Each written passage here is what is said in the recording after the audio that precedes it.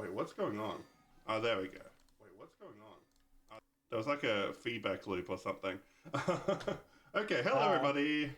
I am not in my full 3D form because unfortunately I've been having some issues with VDAN today. So please, please understand. Hi, Amelia. it's like, hello. We've been through like 7 or 8 hours of technical difficulties, and we're here finally. That's not even a joke. Like, I've just moved house, and there's been a lot of technical difficulties, and unfortunately, We started technical difficulties 3 days ago. yeah. But we're mostly good now. Hi everybody, I hope you're doing well. God, I do not like how my little 2D thing looks. It looks awkward. It does. I wish I had an actual 2D drawing. Um, Damn, but it'll have to do. Maybe I'll make myself small so I'm paying less attention to it. Let's see, let's see. Just be the same size as me, and, Yeah, yeah, and it's yeah. perfect. Yeah, yeah, yeah, yeah, yeah, yeah. Anyway, welcome everybody. I'm Seth Lodia, and this is my friend Lobo the Ghost. Hello. And we are here to talk about this current season of anime because I just really want to. This season of anime is fucking loaded. It's absolutely insane how much good anime is airing at the moment. And I will say, like the last few seasons, I have not been watching much. There, like Lobo watches everything, but for me, like I just really I would didn't. say watch everything, but Um, like I am aware of everything. I don't watch all of it, but like I will look at it and be like, "Yep, I'm either watching that or I'm not." There isn't anything that I'm like, "I have never heard of this. What is this?" And somebody else tells me about it. That doesn't happen. yeah, but Usually I will sorry, go ahead. But yeah, my point being that a lot of anime of the last few seasons this year, I'd say the last 2 seasons have been really dry. Like I haven't had much to watch. I've been watching summer pockets, that's nice. But yeah, there hasn't been a lot. But this summer season, fucking crazy. And I just wanted to have a chat with Lobo and just discuss all the cool shit we're watching this season. We won't talk about every anime, because that would take too much time, but we're going to talk about a lot of it because a lot of it's really good and worth talking about. Why don't we start right here? And I know Amelia is a huge fan. Why don't we talk about Dun really quick? Have you been watching Dun? Have you been keeping up with it? I have, yes. Okay, good. Actually just while waiting for you, I watched the most recent episode. Hell yeah, hell yeah. And how are you feeling so far? I like it. Yeah. I wouldn't say that it's like, oh my god, I got to keep up with this every week. It's not at that level for me. I don't dislike it in any particular way, but it's just sort of like, I don't know how to. It's a good time, is how I would describe it. Yeah. It's a good time. It's absolutely good. Like, it's in another season. We're gonna say, I putting money on this. We're gonna say this at least 10 times. In another season, it would have been the thing I was most looking forward to watching every week. Yeah. It is yeah. not top 10 for me this season. Yeah. I'm with you. But yeah, I mean, it's hard to talk about Dun because like you try to sell people on it. It's like there's a lot of cool stuff, but what's really good about it is just the character writing. It's just Yeah, it's the execution. It's 100% execution. The moment to moment writing. The words on the page, like it's just a really well told story, and it's kind of got a unique vibe that it's hard to quantify. It's like it's extremely silly, but also like plays its silliness like very seriously, and just I I really lack the vocabulary to talk about why this series is good. It defies definitions. If you explained the story to like, if you explain the first couple chapters to somebody, they'd be like, "What the fuck are you on about?" Like, but because of how it's executed, in both the manga and the anime, I did actually read the manga before I watched the anime. of it for roughly what was adapted. Once I saw, basically, I started reading it when I saw the anime adaptation trailer looked really good. And then I stopped reading it after the first episode aired because I was like, holy shit, this is a lot better animated than I was expecting. It's so good. And yeah, so I was just like, damn, I'm going to be anime only for this. I'm done with the manga. I don't have anything against it. I enjoyed what I read, but nah, anime is real good. You're going to hurt Amelia's feelings. Sorry, Amelia. But it is a phenomenal and the anime is the proper experience. Science Saru just elevates the source material. It's such a good studio. Like, holy shit. Yeah, they are. There's a few. Sorry. I said something poorly worded there. I mean, in general, they elevate source material. I haven't read the manga. I can't speak for it, but yeah, like they have a je ne sais quoi that's like so. They just fucking produce peak after peak anime. Yeah, they do. But yeah, I don't have a lot to say about it. I'm enjoying my time with it. I'm sure it's going to get crazier and crazier as we go. But yeah, good time. And then fucking really good romance, by the way. Just one of the best romance in anime right now, honestly. It's really sweet. I wouldn't go that far. I would say it's one of the best romance in shonen. Okay. I am not. I would. It's not even the top. It's not top 5 romance this season. Okay. All right. We'll get there. Well, let's go through every show on here and just like. Oh no, we are going to talk about every show, aren't we? Just see if we've watched it or not. What about this son? Wait, I've got Ramaji titles. Let me turn on English. My Dress Up Darling is that one. I thought that's what it was. And that is the one I would say is one of the romances I would put above it. Okay. Like, this is no disrespect to Dandadan. Dandadan is excellent in a lot of ways, but like, it's sort of the romance is not the thing you're there for with Dandadan. Whereas My Dress Up Darling, it is way more forefront, even though there is way less actual romance going on. It's kind of. I would honestly say Dandadan, they're further along than they are in Dress Up Darling. Dandadan, they have now held hands. That's further than this already married couple is. Yeah, I've heard good things about this show. I haven't watched it yet, but I have heard very good things. You're gonna fucking love it. You actually, reckon? Yes, you will. It is so. Fuck, another anime to watch this season. It is incredibly queer positive. Okay. A way that I didn't expect going in. And it's sort of. I wouldn't say that it's like. It's definitely doing the thing where like, oh well, we can't say this character is trans kind of thing, that they try and do in a lot of different things. But for example, one of the characters that they just met is a cosplaying guy who cosplays female characters constantly and looks really cute doing it. And there's a whole thing about him being treated poorly because he dresses like a girl and enjoys doing it. But like the character isn't. They're not a trans character, so that's the one kind of not okay thing about it.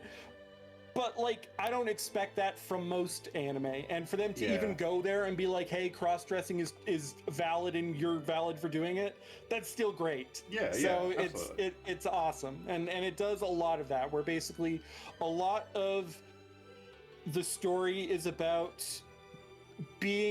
finding acceptance for who you are, even if some people might not accept you. Yeah, I should watch it. So it's got it's really, really good. All right, let's keep this moving. I'm gonna change the order because it was in popularity. I don't want to do that, so we'll just do in name order. Alphabetical order. Yeah, 9-9. Ruler's Crown, I believe is how that was translated. So this is. Have you been watching this? I feel like we're gonna have very diverging opinions here. Okay, that's fine. But you go first because I want to hear the good. Well, it's a visual novel adaptation of a popular Bishoujo visual novel that released, I forget when, probably like 6 years ago or something. But yeah, I haven't read the visual novel, and I'm really enjoying this anime. I have heard a lot of people say they hate it, but I'm liking it. I think the mystery is interesting. The romance is really solid for me. It's really hits for me. And there's some time travel stuff going on now because it's a visual novel. Of course, it has time travel at this point. No, I think this is a really interesting story, and I'm sure the visual novel is better, but I've been enjoying my time with it. I wouldn't say I've been not enjoying it, but the animation is very underwhelming. Yeah. Like, it does not look good. Oh. I am kind of sticking with it just because, like, I'm kind of interested, but it's like a passing interest. Like, this is one that I could easily drop. I can see them failing the landing with the ending, because it's only got 13 episodes and people are really worried about that. I can see them and it already doesn't look good. How's it gonna look when it gets further into production? I'm worried. Like, it could fall apart. It could end up like Seven Deadly Sins season 2 levels of what's going on. Help. But I am a story purist, and I don't care how bad it looks. I'm having a good time. Fucking this anime is making me emotional. It's giving me the feels. I got like really sad when a thing happens to the main girl. I don't know. I've formed an attachment to these characters, and I want to see where this goes. I hope the ending doesn't suck. Yeah, but by all accounts, anime adaptations of visual novels always go well, right? yeah. Visual novels get so shat on these days. It makes me so sad. I'm sure you should probably read the visual novel for this one, but I'm enjoying my time with the anime. I just wish it was done by like KyoAni or Ufotable, but that doesn't happen anymore. More than like it should. The only where is my Tsukihime anime adaptation? Yeah, Ufotable? you'd think even like, Fate Hollow Ataraxia or like I think they're on the way. I think it's already planned. Like should have had an anime by now. I mean, Tsukihime did have an anime. People didn't like it. I liked it, actually. Really? I didn't hate it. I mean, obviously the visual novel is probably better, but like, I didn't hate the anime. But yeah, like Bishoujo game visual novels. That was where the Mystic Eyes of Death Perception was first introduced to me. Yeah, with some rare exceptions, these visual novels just don't get good animes. That sucks, but that's where the industry is at right now. A couple of cuckoos. Have you watched this one? Watched, I forget if I finished the first season or not, but I am not watching it, and I don't intend to. All right, it's like romance, harem, comedy thing. Yeah. That is dime a dozen. Yeah, fair enough. Hope that doesn't offend anyone. Apocalypse Bringer Minogra. I really I struggle with how to pronounce his name. Minogra. This is... Is that how they... I believe that's how it's pronounced. I need to listen to them say it in the show. Excuse me. This anime, on its surface, is nothing special. The animation's kind of mid. The story is, on its surface, pretty boilerplate. But I'm loving it because it is my kind of shit. Yeah, I'm loving it too. It's my trash, yeah, same. Because what the whole conceit is, it's a video game isekai. Sick boy is transported into the world of a video game, but instead of an RPG, it's a 4X strategy game. So think like Civilization, but with a bit of fantasy flair. To be fair, it was something that I need to clarify, and I've seen the Anime News Network episode reviewer for this series also make this error. They are not isekai'd into the 4K game. It is the character that is from the 4K game, and they are playing it like a 4K game. It is not the world that they were originally from. Okay, In fact, yeah. she says right at the beginning, "Yep, this is not our world. This is a different one. But I am here still, so we But can it still has the still do mechanics stuff." of the Yeah, game. yeah, yeah. It functionally it does that doesn't matter, but it does matter in that they don't know the layout of the world and they're learning more about it, and I But like that part. That's why but that's every Civilization game. It's a new map every time. I mean, kind of, but like you know the races, you know their abilities, blah blah blah. Like you can Yes. metagame it, and Yeah. these guys would absolutely be metagaming it if they could. Well, like they know about Dark Elves. Like, I don't know. I don't think that's a functional difference. It is a functional difference. They're just it's dark elves. Like what do you mean? Like people know. Like does that elf have darker skin? It's a dark elf. Well, they know about alignments. I don't know. The way they're treating it to me is like they know the game. So we're splitting hairs over this. Yes, we are absolutely splitting hairs. It's very good. I like it a lot. And my enjoyment comes from what I've kind of been alluding to, which is that the video game character that the main character got isekai'd with is self-aware, and she knows she's a video game character, and she also knows all of the time that she had spent with the main character and remembers all of their playthroughs. I like and that. that's fucking fantastic. That's for immediately endearing yourself to multiple characters. Yeah. Like I just want to see these two characters talk because Yeah. they say fun stuff that I like. Yeah, it's like they're they're treated like old friends, which they kind of are. Like, sure, one of them was a video game character, but like she has the memories of all those playthroughs, so it doesn't really feel like there's that usual disconnect between a player and a video game character.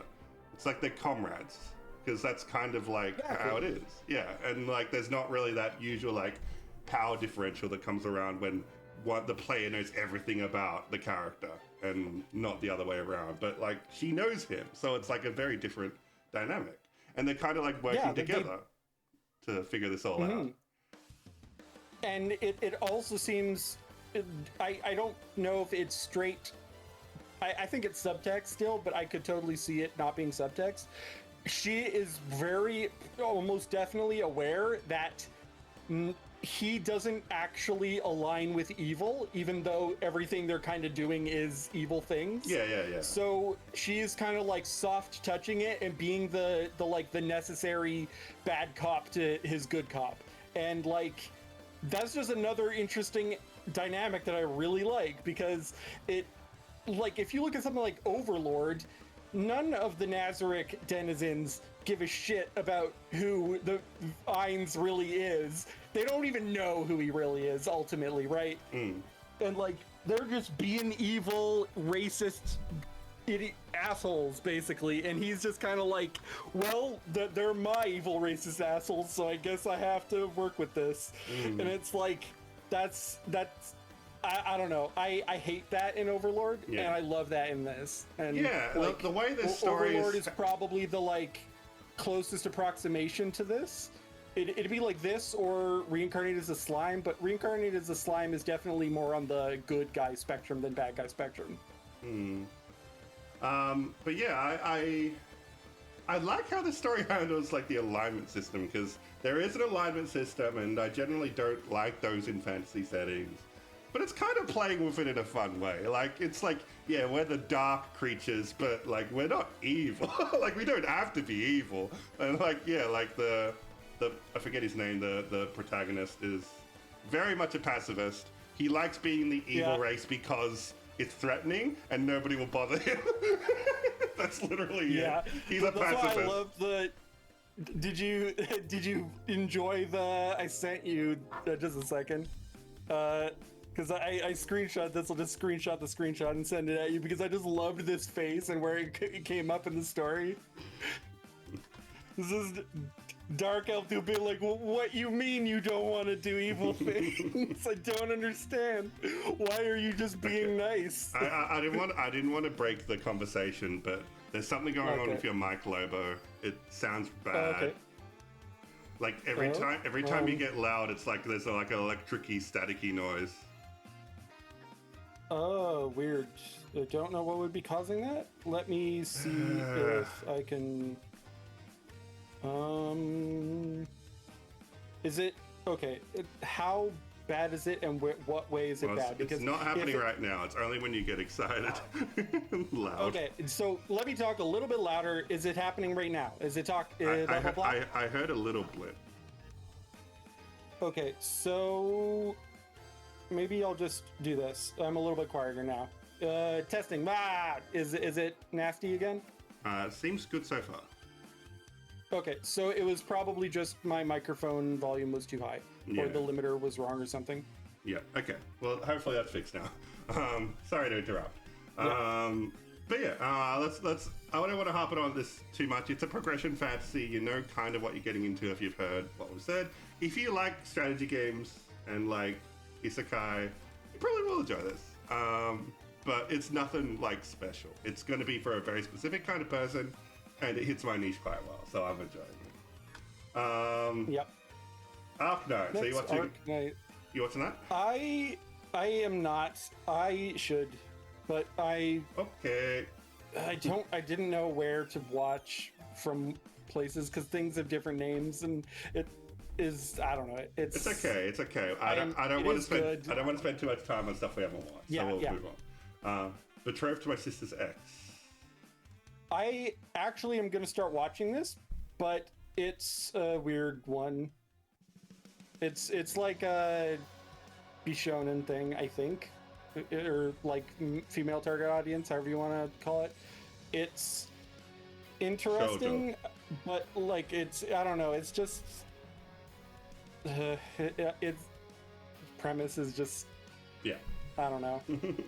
It's a shoujo romance. I'll give it an episode or two to see if I actually like the characters, because that's ultimately what will make or break. Lobo, I don't want to talk about shows we're not watching. Let's move on. Okay. Busani Hanatabo. I am not watching. Call of the Night Season 2. I am not watching, but I have started on season 1. Okay. How do you feel about season 1? I dropped it originally for a dumb reason, but it's not bad. It's just a thing that annoyed me, and I hit the same thing on a rewatch. I was like, oh, this is why I dropped it, because I hated this one thing. This characters not being honest, and it being kind of I don't know, let somebody believe something that was untrue, and you didn't correct them. I hate that shit. Captivated by You. Nope. Unless the Japanese name is different. I don't think you're watching Vanguard. No, I'm not. Okay, City the Animation. Not watching. You're not watching it? I watched the first episode. I will be watching it, but it's not where I normally watch anime, so I have to go out of my way to get it. And to be honest, I am a few episodes behind myself. I didn't like the skirt gag. That rubbed me the wrong way. Yeah, I'm glad you said it. Glad someone brought it up. Because, that's... It's like Dress Up Darling out here saying, hey, it's fine to wear a skirt if you're a boy. And this one's like, it is not okay to wear a skirt if you're a boy. And we will laugh at them. How funny is it to wear a boy wearing a skirt? The first episode didn't make me laugh at all. That's a shame. That's why it's kind of hard to continue it. Like, it looks good. I'm not saying it doesn't look good. But, like, the second coming of Nichijou, it is not. Yeah, it's not the same as Nichijou, definitely. It's a much more... it's less ha-ha funny. I don't know. It's a different kind of humor. And obviously the skirt gag is one thing, but this series is fucking amazingly animated. I am gonna keep watching it. I'm a few episodes behind. I plan to keep watching it, like I said, but it was just sort of there's so many things that I'm watching this season, and this one is like, the comedy didn't make me laugh, and I'm literally on record saying Nichijou is the funniest anime I've ever watched. Yeah, it's like it's a more for niche it to brand not make of me humor. laugh. That's the one thing. You had one job, City. You had one job. Lobo, you're doing the thing is happening again. I can't control it. I don't know what is causing it. I am sorry. Clever Test. Is very grimdark. I watched the first episode, and I was very confused by the direction it went. It's like grimdark, but then it's like a babysitting anime. And I'm like, what are they going for here? I think there's like more world. I've been mildly paying attention to the episode reviews. It starts going into like world stuff, and it might be more interesting once they flesh out the world. But like, I struggled to even watch the first episode. It just wasn't grabbing my attention at all. I'll have to wait and see the full series reviews and see how people like really came around on it, because I might come back to this. I could. I may. Cultural exchange with a Game Center girl. Oof. So we talked about that. Yeah. So I'm just gonna throw this out there. Just a second. I'm changing some things in Discord that might, not Discord. The thing that I call Discord, which is OBS. You keep doing that. I'm just like changing stuff around on it. Hopefully, anyway, I watched the first episode of this. It was cute. It was, one of the rare anime where you get to hear like native English speaking for like a good portion of it. Even if it's just like short phrases and sentences. It's the seiyuu is Sally Amaki, who is an American Japanese woman, and she's really cool. She has like a YouTube channel and everything. And I liked the first episode too, and then I learned the ages of the characters, and it became not okay. Yeah, he is 18 and she is 13. Yeah. So that's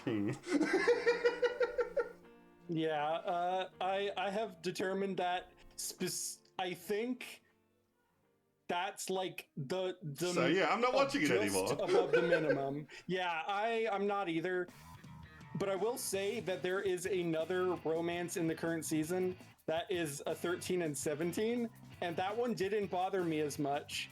And I think it isn't just because it's a 1 year difference than that. It's still kind of bad, but it's also a fantasy setting. And I feel like the setting, you can't do the setting that cultural exchange is doing in the modern day. That's just not okay. You can't do this with just like human normal people in Japan. No, you can't. It's not good. Don't do it.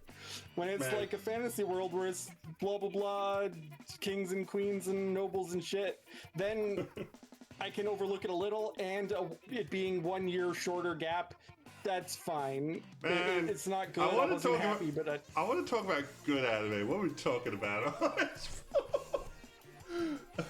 Because in a different season, more people would have watched Cultural Exchange. It's actually not terrible looking. Like, it's pretty well animated. It has a lot of good in it, but it's not got the good enough. I can't overlook the age gap. It's a little much. Yeah. All right. Make them both 5 years older and it's fine, but they're not. So, okay. Cute High Earth Defense Club. Season 2 or 3 or whatever. I'm not watching it. Dealing with Mikadonna Sisters is a breeze? I'm not watching it, but that one was I forget what it's about. Okay, moving on. Deki no Mohura, the Earthbound Mole? No, but again, I kind of know what that one's about. It's weird. Detectives these days are crazy. Okay, that one I think you might like.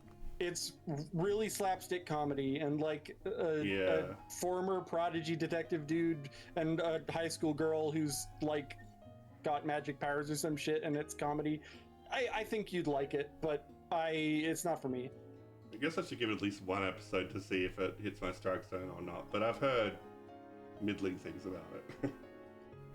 Fair. I've not heard anything about it. It looked like your vibes. I don't know. Dr. Stone, Science Future Cure 2. Nope. I'm watching this. This shit is great. It might be the best Dr. Stone has been in a long time. It's very good. It got better than where I left off, which was the thing where they tried to explain that girls need makeup. Yeah. Yes, it has. That is I had to drop it at that point. I was like, nope. That was misogyny is enough for me. That and like trying to introduce capitalism as a necessary thing, like both of those things never went anywhere in the story, which is very funny to me. So they're not really necessary at all. Yeah, but this is great. It's like a fucking like race around the world at this point. Like they're trying to outrun some people who are trying to kill them, and they have to invent a bunch of science on the way to do it. And it's cool. There's a lot of like strategy and stuff. Lots of new scientific developments. Like they have to like use a boat, but then they need to get on land, so they need to disassemble their boat and turn the parts into motorbikes and stuff like that. It's been a lot of fun. I've been really enjoying it. So yeah, I'm liking it. Maybe just tell me when the terrible shit is over, and I'll start watching from there. What do you mean terrible shit? Like we were just talking about the makeup thing and the capitalism thing. Well, that hasn't been relevant for like over a season. So yes, that's okay. Yeah, I haven't been watching it for over a season. So just tell me when it stops being relevant, and I'll pick it back up immediately. Probably the episode after you dropped it, to be honest. Really, the capitalism and makeup was all in one episode. Pretty much. Maybe two? Okay. Fair enough. They really failed trying to make capitalism relevant. And I guess this is nobody liked that moment, and the manga author immediately was like, okay, we're not doing that. We went down in the ratings. No, I think he's just capitalism brained. He's like, I've got to put capitalism in it. We're building society. Like it's irrelevant, right? But like as he's writing the story, he probably realized himself that it had no place. Which is really funny. That's such an organic way to figure out that capitalism is kind of like a sham. Mm-hmm. I don't know. Anyway, Fermat no Ryori. I don't know what it is. Something about math and cooking. Not even the best math anime this season. Then. Gachi Akuta. You're probably not watching this. I'm not, but I've heard really good things, and it's apparently a Shonen Jump thing. I don't think you'll like this one, but I don't know. It's just... Did you? I'm watching it, but I'm like half and half on it, to be honest. There are some parts that are really interesting. The world is fascinating. The power system is interesting.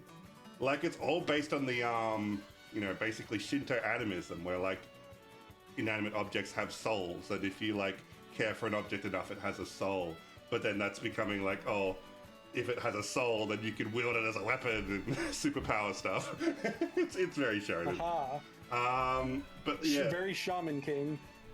I haven't watched that, but sure. But yeah, it's extremely teen coded, and the way I mean that is like it's edgy, it's grimdark, but it's grimdark in the kind of way a teenager would look at the world, where like Death Note. a little bit lower age than Death Note. Where like everyone in the world is bad and evil, and everyone who is good to you is just pretending to be good. They're just secretly like bitches and bastards talking about you behind your back. You know, Kame got killed then? I haven't watched that.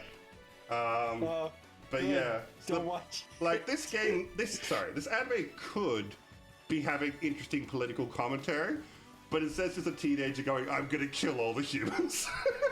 It's just like, okay, it's just nihilist. Fair enough. And it's just very edgy, and that turns me off a bit. The humor isn't really working for me yet, but it's very misanthropic, and I think that's the kind of thing you hate in stories. I mean, it depends. Sometimes I really like it, but like it depends. You're probably going to find like this guy is going to find his place among misfits, and it's a dark world, but he's going to find his people that he cares about. I'm sure that'll all happen, but Yeah, I'm half and half on it. I'll keep watching, but it's very teenage code, and you gotta like get through the angst to be able to enjoy the good here. Fair enough. Grand Blue Dreaming Season 2. I haven't watched Grand Blue. The swimming anime, another one. Apparently, Grand Blue is very fun. Diving. Yeah, it's really comedy. I think it's. I don't know. Okay. Hell Teacher. What's this?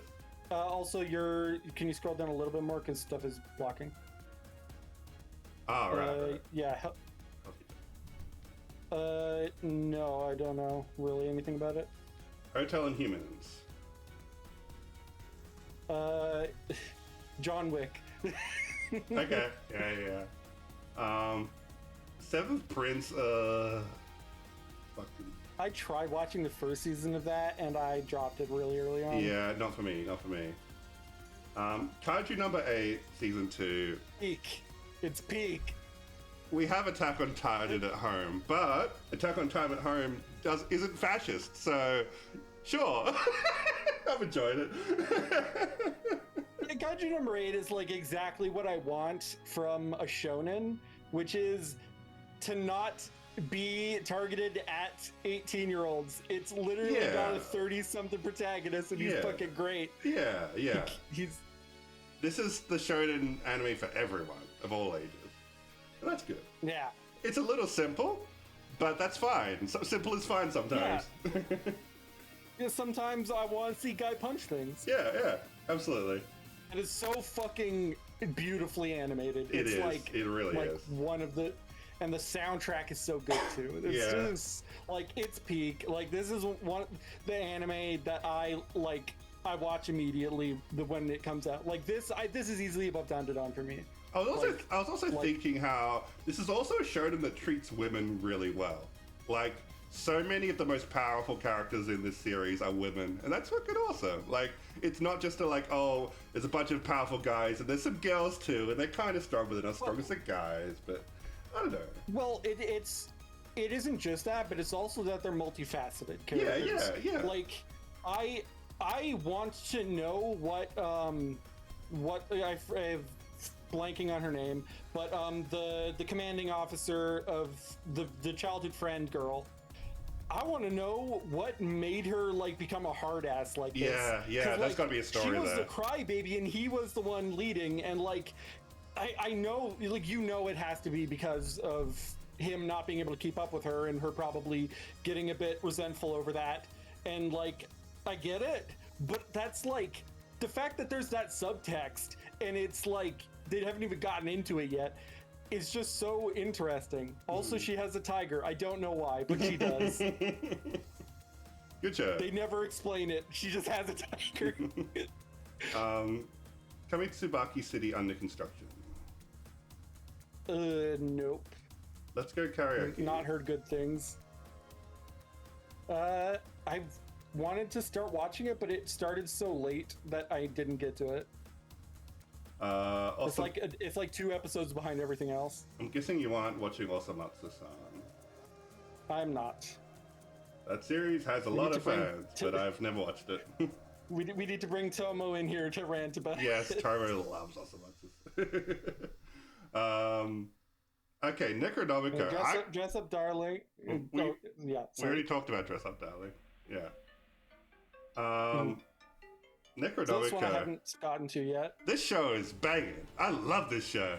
And it went through a bit of controversy because the first episode was subtitled by AI, which ChatGPT specifically, which fucking sucks and is awful. Apparently it was a contractor, and they've since fixed the mistake. So, all right, I'm judging the show on the show's merits. The show's fucking awesome.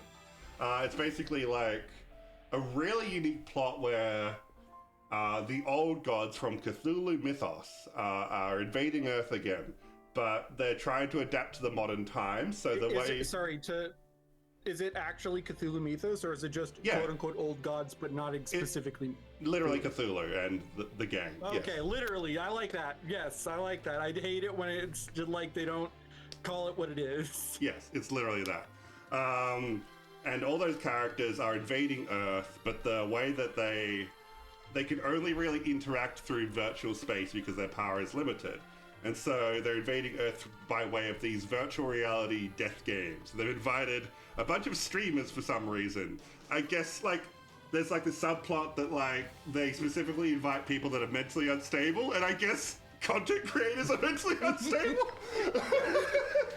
True. It's just kind of like, it's like, yeah. That's really funny. Most content creators are like, yeah, we kind of work a little too many hours. We're all a little bit weird. That's just really funny to me. But yeah, it's like, and so it's like a bunch of different death games. The first one was like Fall Guys, which was funny. And then there's like, don't spoil too much of that part. Okay, I'll leave it unspoiled. But every death game is different so far. And there's like all of the old gods have inhabited the bodies of other content creators for some reason. So like you got like streamer Cthulhu now. It's very silly. But it's so much fun. They're VTubers VTubing as other streamers. And the main character is really endearing. She's like a really badass tomboy punk girl. And her whole thing is basically giving the finger to the old gods, and her mission is to kill the gods. And I'm like, fuck yeah, that's awesome. Yeah, kill the gods. Fuck those guys. Yeah. But there's the whole thing about how, like, if you win the game, then you get points which you can exchange to literally use the power of the old gods to manipulate reality. And one guy's just, like, using that to cause car crashes to kill his bullies and shit like that. There's so much going on this show. But yeah, like, watch it. It's really good. It's really unique, and it needs more love. Yeah, I definitely am going to watch it, or at least give it a try. Hell yeah. New padding and stocking. So, I know you're not watching this, right? Skip, Trigger, skip. Yeah, you don't like Trigger or Gynax. I do, but both Trigger and Gynax. Yeah, technically. Yeah, this is a miracle anime. Like, we never thought it would come back, but here it is, back with Trigger. And that's fucking awesome. I never watched the original. I don't know. Maybe I'll go back and give it a chance. But yeah, people seem to be like very receptive to it. People are saying it's just like the series never left, so that's a really good sign. Yeah, not much more to say about it, but I wouldn't expect anything less from Trigger. They do excellent work. Yeah, it's just not work that I enjoy. yeah. I'm glad you say that. New Saga. This is the time loop one, isn't it? I don't know what this one is. Yeah, it is. I watched the first episode of it. It is Fantasy ReZero, I guess. Or maybe not ReZero, but like they fight the Demon Lord. ReZero Fantasy? Yeah, that was kind of a bad sentence. Let me start.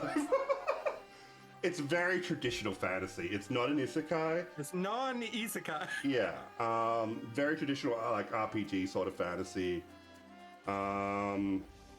They fight the Demon Lord, and they kind of like lose everything. I think they kill the Demon Lord, but like everyone's dead, so it's like a bit of a lost victory. What do you call that? Like a Pyrrhic victory? Whatever. But yeah, like so at the end, won, but at what cost? Yes, thank you. Sorry, I'm just losing my thoughts.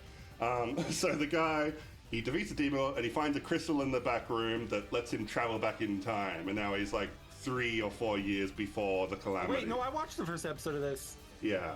I did watch the first episode of this because I remember that, and he has like the gem from then, and he's looking at it like maybe I think I didn't continue it because I was annoyed that he didn't immediately start like explaining shit to people.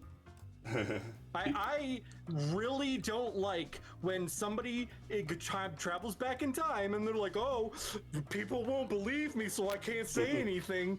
Fuck you. You're gonna be the Yeah. It's fake. I hate it. For me, yeah, it was okay, but it didn't click with me. There's something missing. Maybe it's just the writing wasn't as good, or maybe the setting was a bit too cliche for me. Like I was waiting for some kind of twist to really make it stand out. But it didn't do much for me. I don't know. Maybe someone will say that this is the best, really good anime of the season, and I need to get back and watch it. But right now, I'm giving it a pass. Yeah, I don't know. You reminded me that I had watched it and I had forgotten I watched it. Yeah. So I think it's forgettable. It's forgettable.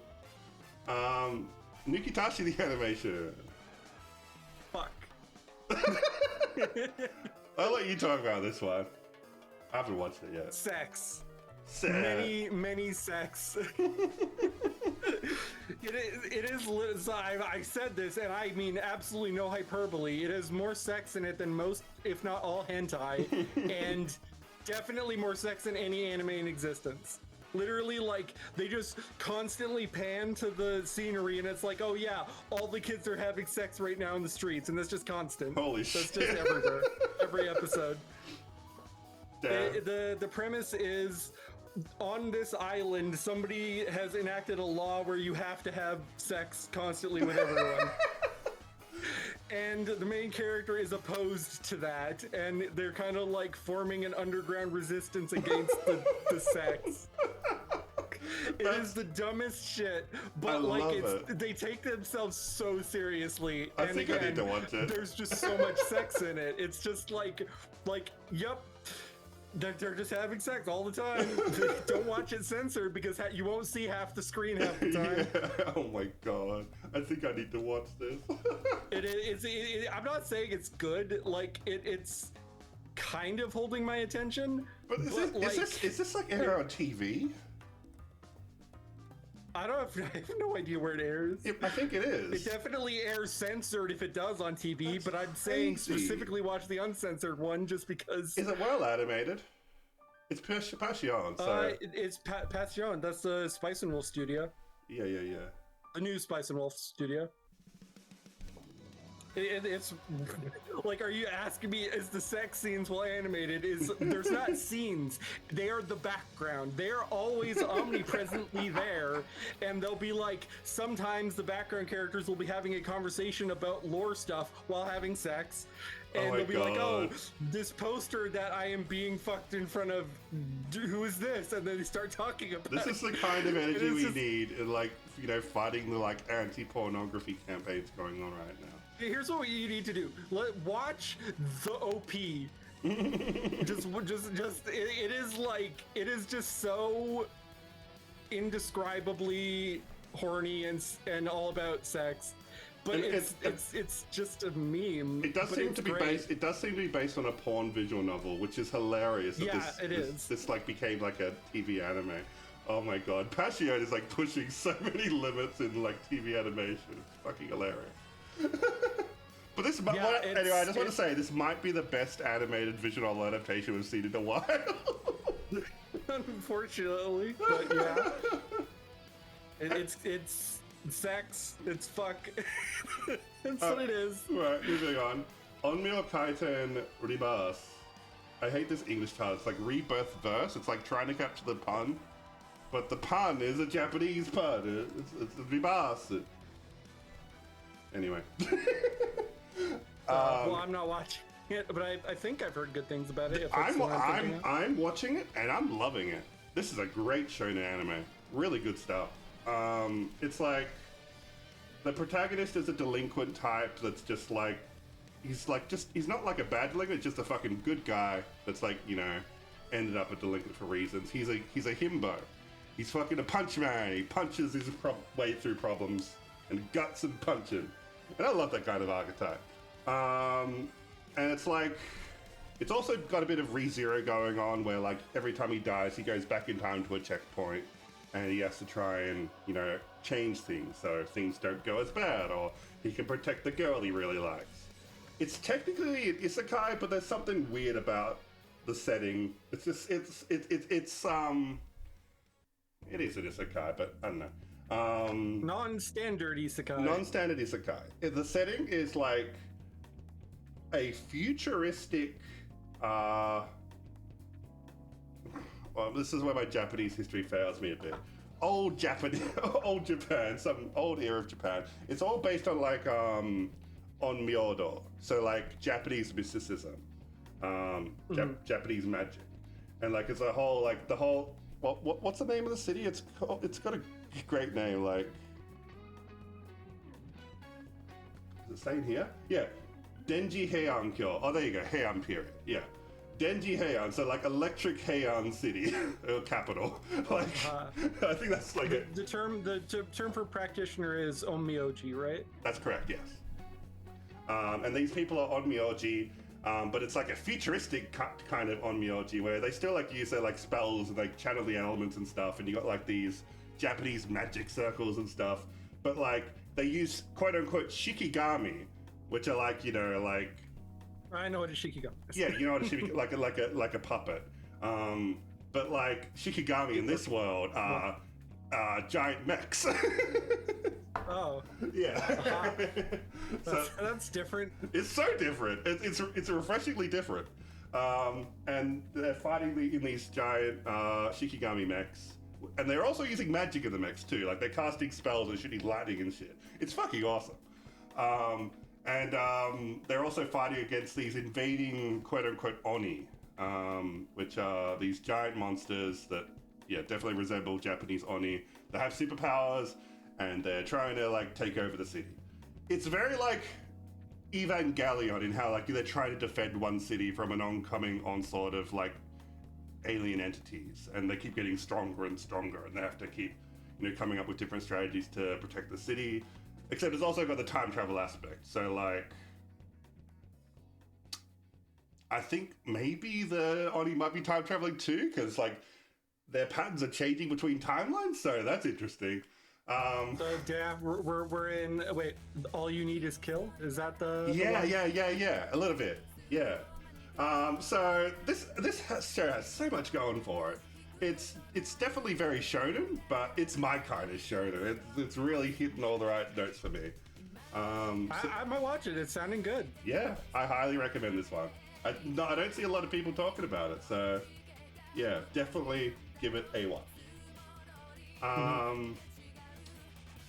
Who is a kawaii slime? We're not watching this, right?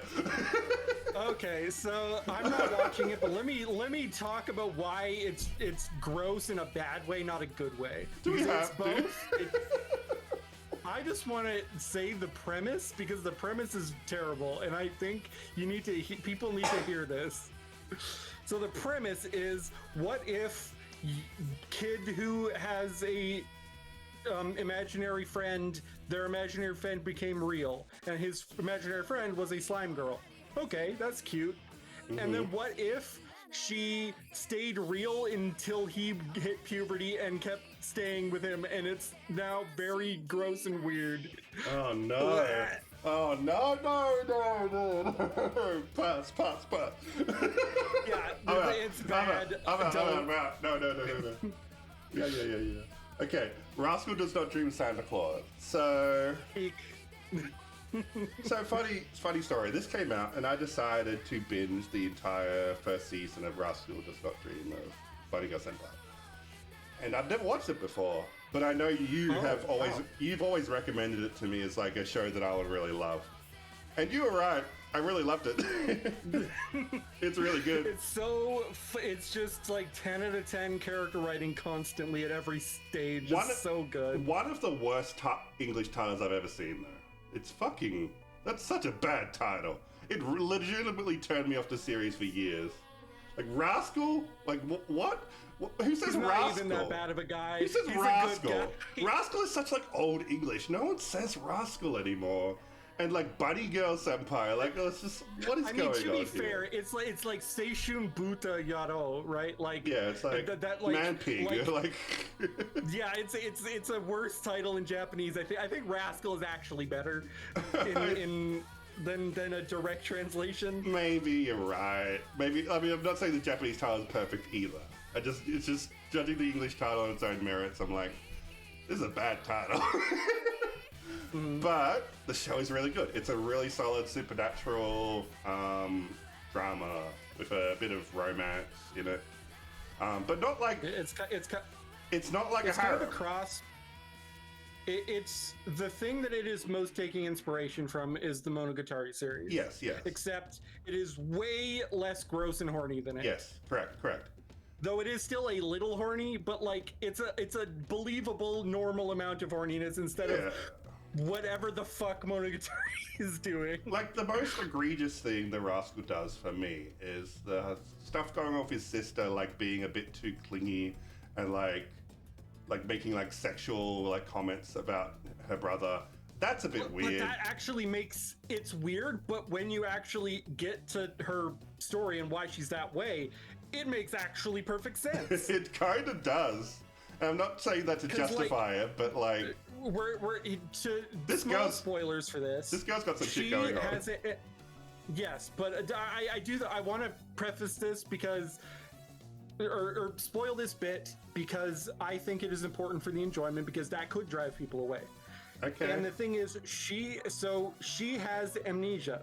She does not have any memories of her life up to about a year or two ago.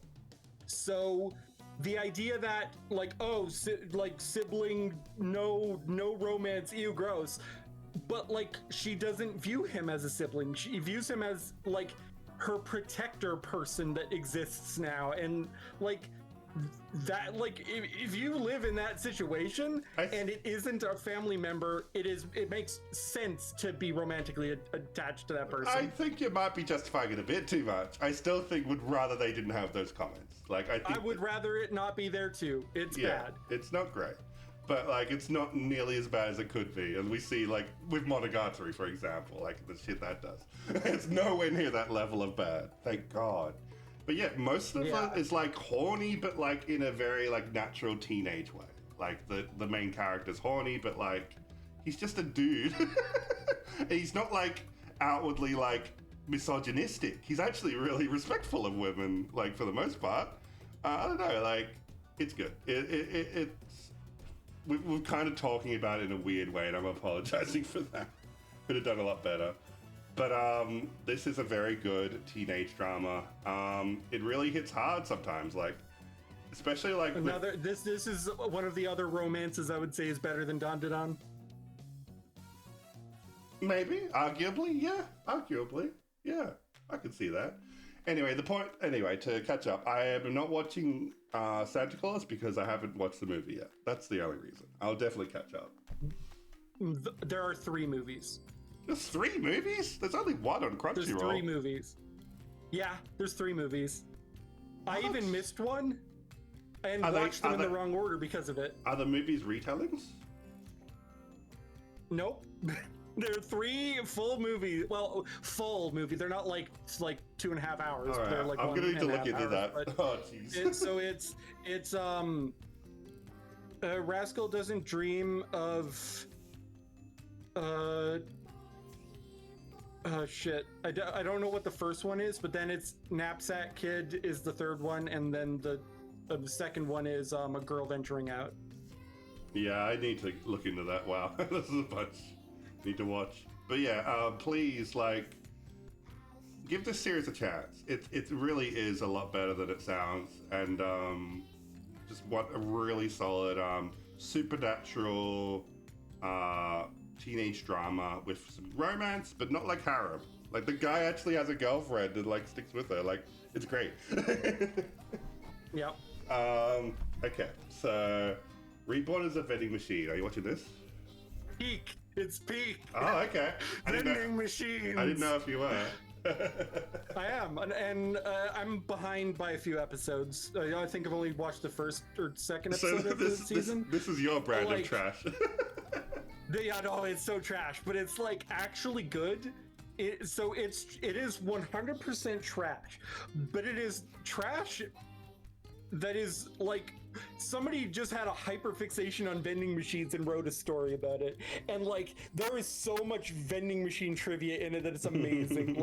like I unironically love it. It's like unironically good in places. I'm not saying it's a 10 out of 10, but like there's some legitimately good writing in places, and there's like actually I don't know, surprisingly good is how I would put it. It's a Yeah, 7 I've out heard of that. 10. I've heard But that. like people would expect like a 5 out of 10 from the premise. Yeah, yeah, yeah. It's just taking the premise to as far as it can go.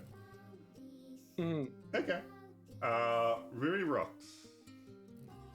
Another good one, and I've only watched the first episode. I had some problem with it because I happen to be a huge fan of geology. I love rocks and minerals and shit. I did not know that about you. Yeah, I even have like rock samples lying around my house because I found cool looking rocks. I like rocks. Cool. There's one negative thing I have in about it, and that is it's a little too well animated in places. It's a little horny in how well animated the characters are in places. Yeah, I've heard that. But that's not like it's not bad. It's just like noticeable. Yeah. And then the other thing was they did a thing where they broke a rule of like doing rock shit. The rule that they broke was one of the girls splits a rock with a like a pick and head like a sledgehammer, but she does it without putting on goggles. And literally you can lose an eye from shrapnel like that. So yeah, I didn't like that, but I would say it's a 7 out of. It's like as good as Vending Machine, if not better than it, slightly. I didn't know you were so into rocks. It's worth watching. I learned something new about you today. That's cool.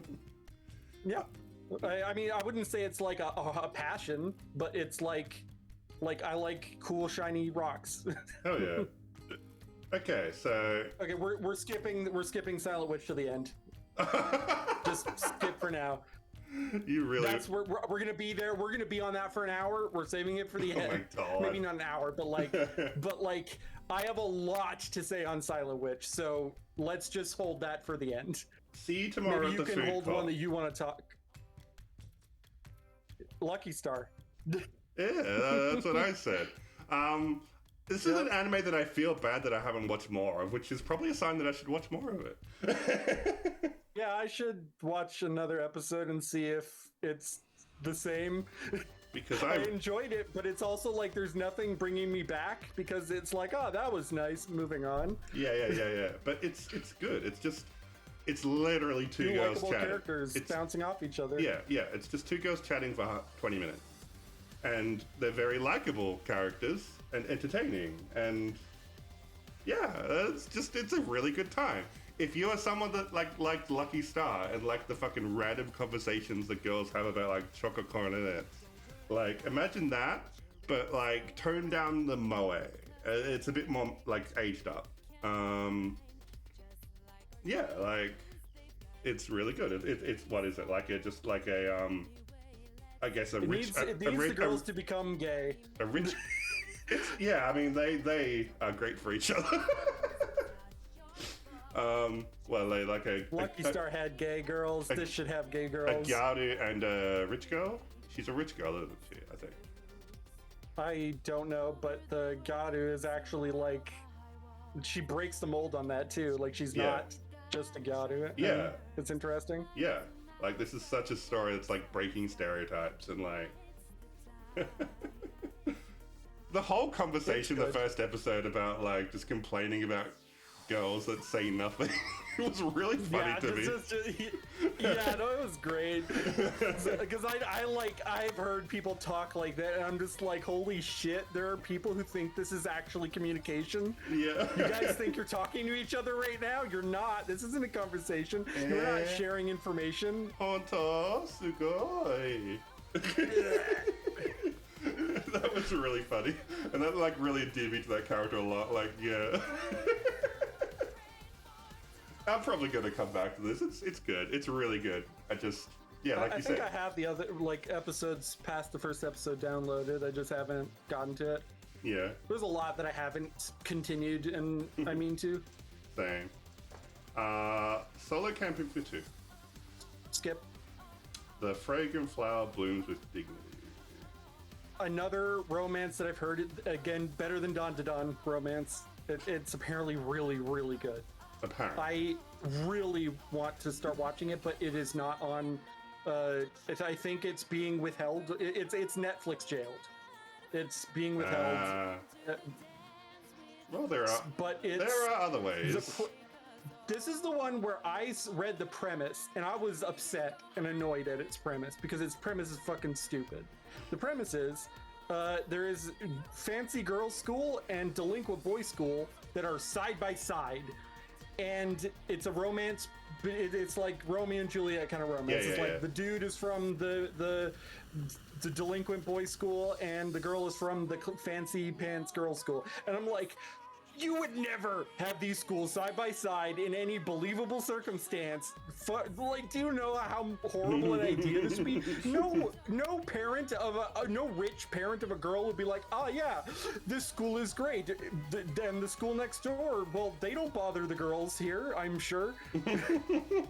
Fuck off with this premise. But it's apparently insanely well written, and the main couple is just like super endearing and fun to watch. I have a friend who started reading the manga and he like binged it all the way up to the current chapter. I was like, shit, I'm all in on this series. I love it so much. And I was like, damn, good. I need to watch it. It's just Netflix jailed at the moment. Lots of good romance this season. Mm-hmm. Speaking of romance, the summer that Hikari died. Yeah, so this one, is it romance? Yeah, I don't know. I think it is. It's twisted romance, maybe. I don't know. I actually haven't watched it, but I know enough about it. So I'll let you talk about this for a second while I go grab some cheese.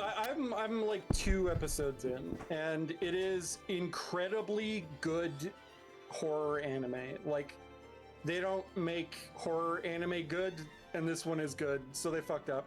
They meant this to be bad, but it was good. It's just so creepy, sets the right tone. There's so much good, like, just like direction in it that makes it creepy, and it's just so interesting. And like, how often do you hear about a yaoi horror anime? I haven't, like, I get why people are saying it's yaoi, but I haven't, like there's no text of that. It's like subtext at the moment. All right. Sorry to get your hopes down. I haven't seen gay yet. There's been a little bit of a weird moment where the guy sticks his hand in the other guy, but like, it was a weird monster thing and not gay, I think. It was a little gay, but it wasn't gay enough. Right, sometimes. Mm-hmm. It's not as gay as two things from now. It's about to get very gay, but the Water Magician comes first. So it's a bog standard isekai with guy who gets water magic and does water things with it. Cool. It is actually, well, it's actually built up a more interesting world than I would have normally expected. It is a bit more grounded than, like, it's still doing the adventurers slay monsters and takes their magic stones to sell for money at the Adventurers Guild, blah, blah, blah. Like, it does that thing, but there's like a distinct lack of female character in it, and that makes it interesting because there is like one, but they were introduced like several episodes in, and it's whatever. Like, I'm not gonna recommend it, but I was surprised that it kept me watching. The first episode, I was like, man, this is kind of boring and I don't like it. But like, every single episode just sort of slowly warmed me up to it, and not a Stockholm Syndrome kind of way. You haven't. That's a bad pitch, Lobo. Your pitch sucks. I'm not trying to pitch it. I'm just saying that, like, if you want an isekai that doesn't feel like it's pandering to dudes, then it's that. Okay. Fair enough. So the next one, very gay. No freaking way, I'll be your lover unless. That's a good English title. I like that. Yeah, it's pretty direct. That's kind of like, the title is even done in that kind of language in Japanese. Yeah. So I have not watched the first episode of this yet, but I read the light novel and got a couple light novels in, It's almost really good. There is a thing that I took issue with it, and that is that at a certain point in the story, the main girl kind of gets put up as a prize for two girls who like her to win in a video game contest. And I didn't like that. Maybe don't make women possessions, even if it's other women fighting for those possessions.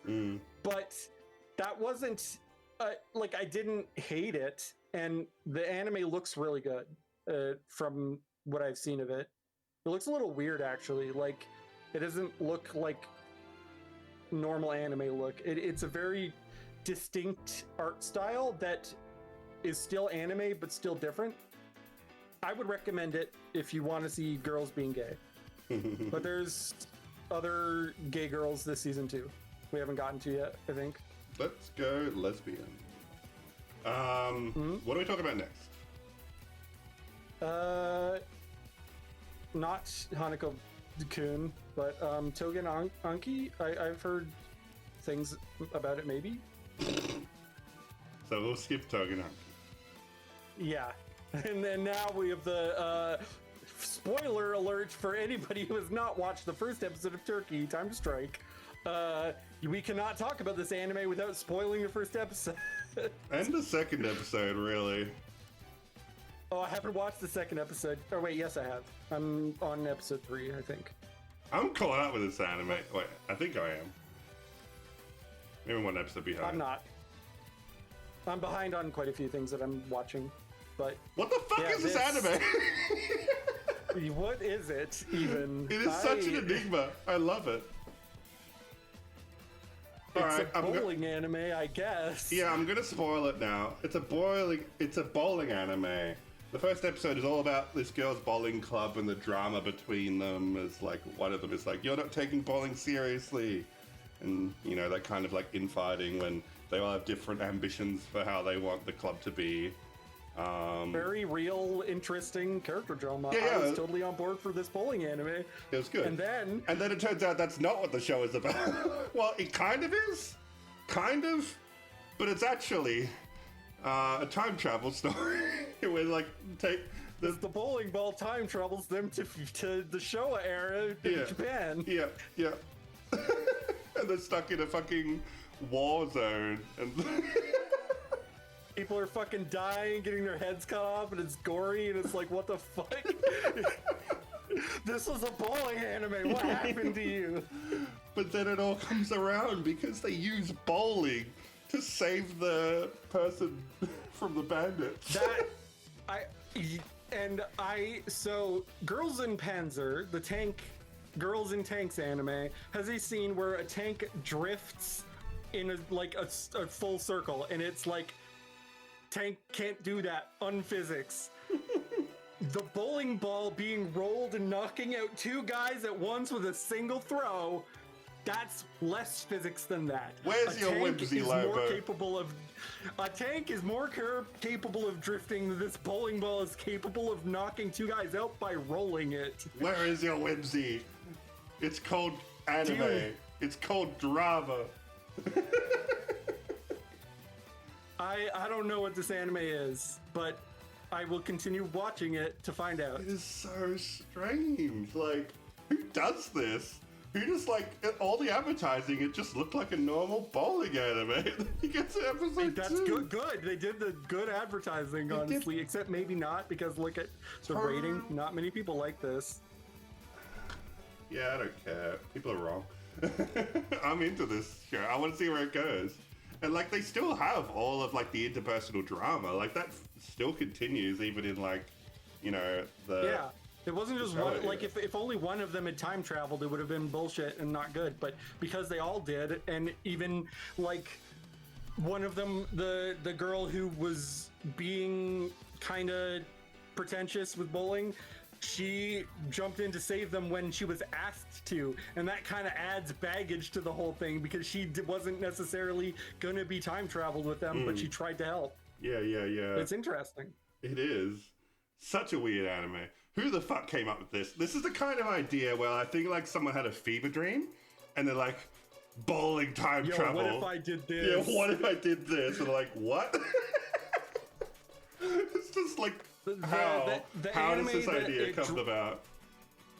The anime that it draws a lot of comparisons to, not that the stories are anything particularly similar, is School Life or Gakko Gurashi.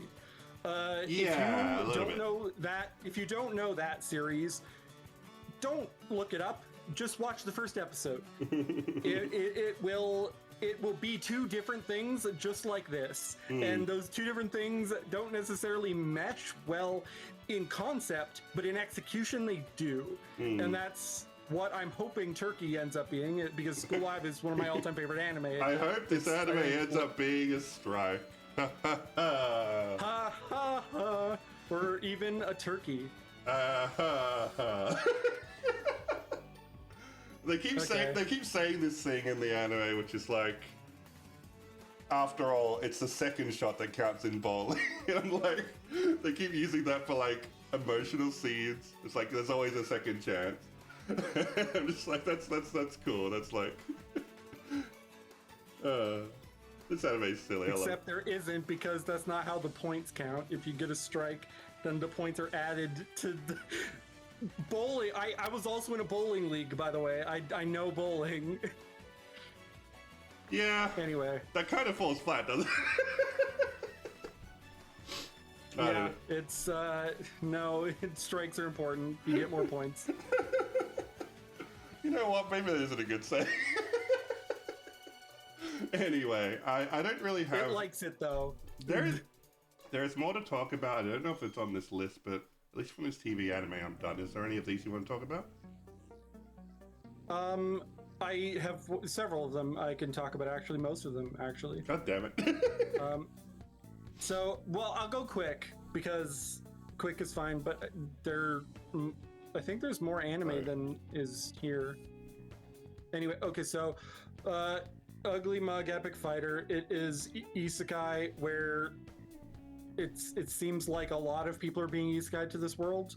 And the main character, when he was doing his character sheet, he's already ugly IRL, but he's like, I'm gonna make myself even uglier in this character sheet because I want to. And then it gave him more stats. And so he is essentially like One Punch Man levels of overpowered. That's how it works in every video game, right? I swear these isekai doesn't make up a video game that doesn't exist. Okay, so they did actually make some real negatives that actually would theoretically, in some games, give you more stats. For example, he makes it so anytime he touches a girl, he loses 10% of his health. And if he ever has sex with a girl, he'll die instantly. And those also give him more stats, and at least that one makes sense, because like in D&D, you can barter with the DM and be like, look, I am morbidly afraid of water. Can I have more stats because I can't go near the river? It feels more like D&D like, sure. It does feel more like D&D than a video game. You're right. Yeah, so it isn't bad, but I just really didn't like it, and I continue to not like it. The main thing I don't like is that he is constantly hiding how powerful he really is, just to like hang around the people that he's currently hanging around. He's even trying to ditch them at places, but they're like not letting him go. Yeah, not for me. It's not good. I dropped it already. Uta Goe wa... no, I'm not watching that. Watari-kun's X is about to collapse.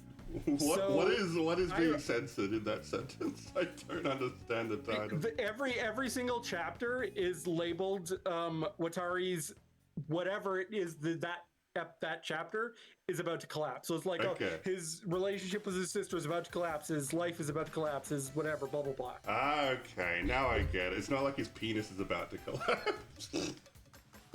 Well, I mean, it is a harem as well, and it includes his much younger sister in the harem. He is very much a siscon, and it's very, very bad. Oh, let's not talk about this anime anymore. No, I want to talk about it a little bit more, because it's so bad. The scene that convinced my friend to drop it was when basically the main character gets invited out to like karaoke or something, and he's like, I have to ask my sister, and he asks her and she says no, and he's like, okay, I won't go to karaoke, and then he doesn't. What the fuck? And it's just like, it's so bad. It's so bad. Oh but my like, there's. God.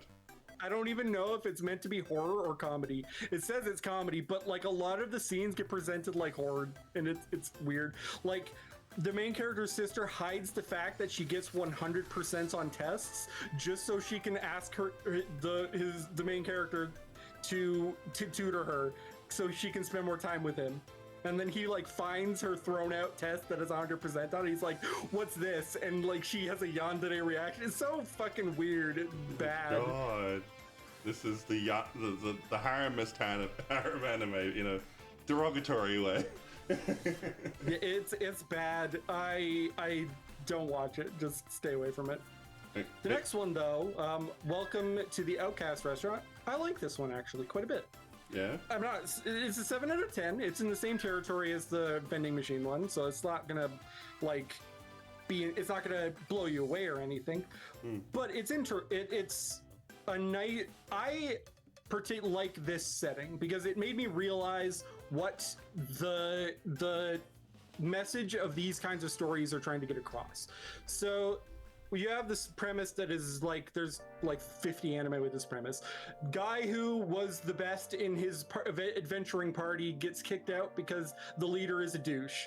And like, he's like, okay, well then I'm gonna make a restaurant. And then he makes a restaurant. Huh. The immediate negative that will drive people away that I will immediately talk about is main character sees girl slave and buys her to help with the restaurant, but he doesn't intend to use her for that.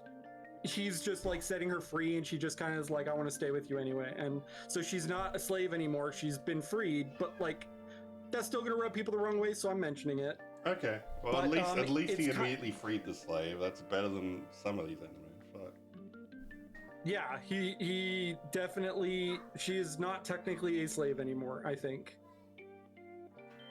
But like, she's a little girl, obviously, and there was a fan service bit with her that made me kind of yikes out of an episode for a moment. Again, I'm putting the negatives here first. Yeah. So what are the positives? So the main character, while I was worried that he was going to be hiding that he's like a max level adventurer and is into like the best party, blah, blah, blah. Initially, he was hiding that, but actually that secret got outed in like episode 3.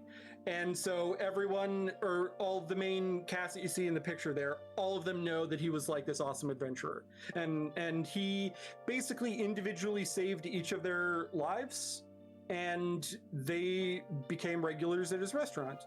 And it's just kind of like episodic thing. And after episode 3 or 4, when the brown hair girl gets introduced, I realized what this entire genre of, oh, I was kicked out of the party, but I was really the good guy in the party.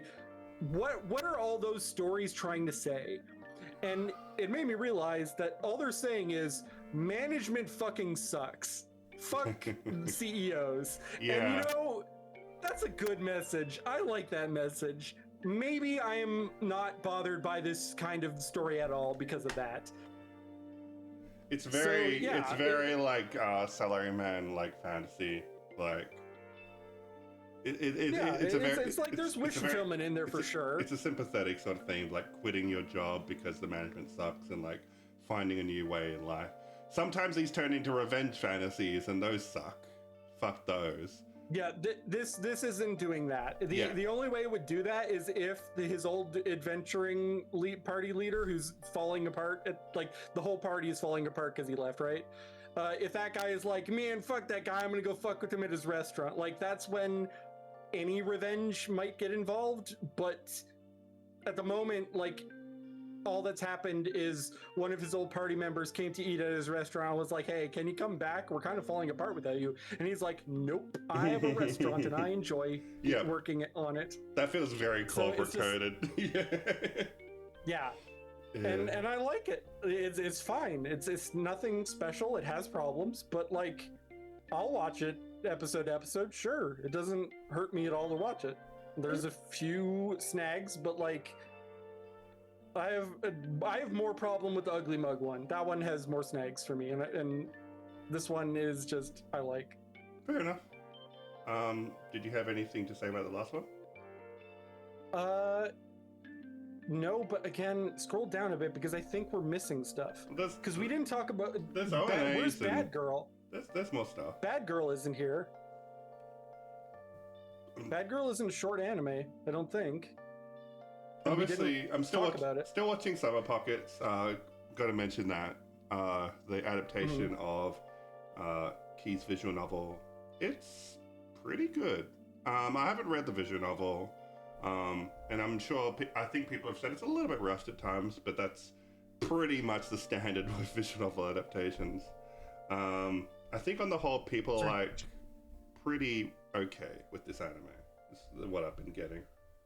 It's definitely nowhere near as bad as like Rewrite, for sure.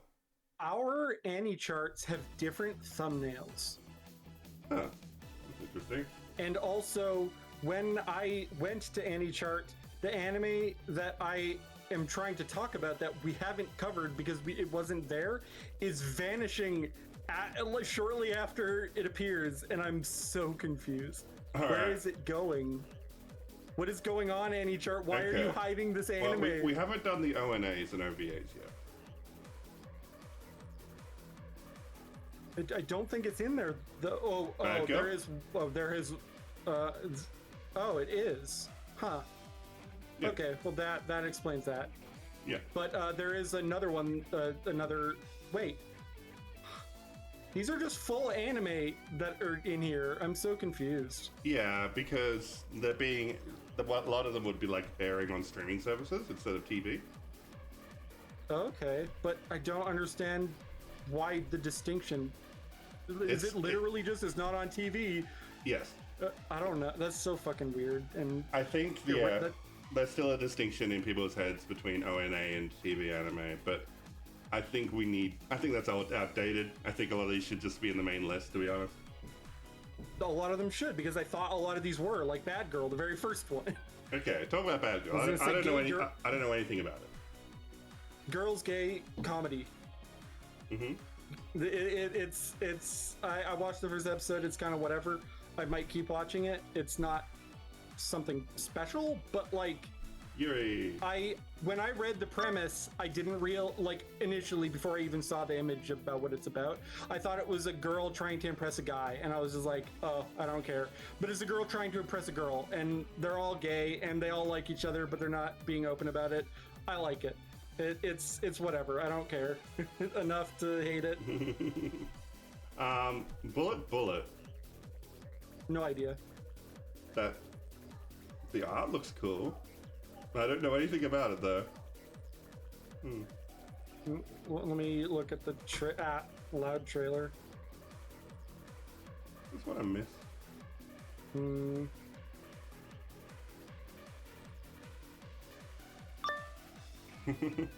Doesn't look the trailer doesn't look bad. I don't know. I'm gonna have to look into some of these. There's definitely some I've missed. Leviathan.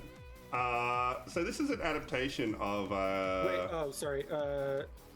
We're in a different alphabet order because I'm on Japanese. Let me. Okay, I'm watching your stream now. So Leviathan. This is an adaptation of I believe it's an English language novel, into an anime. It's set in like a alternate history 1914, like World War I, I think.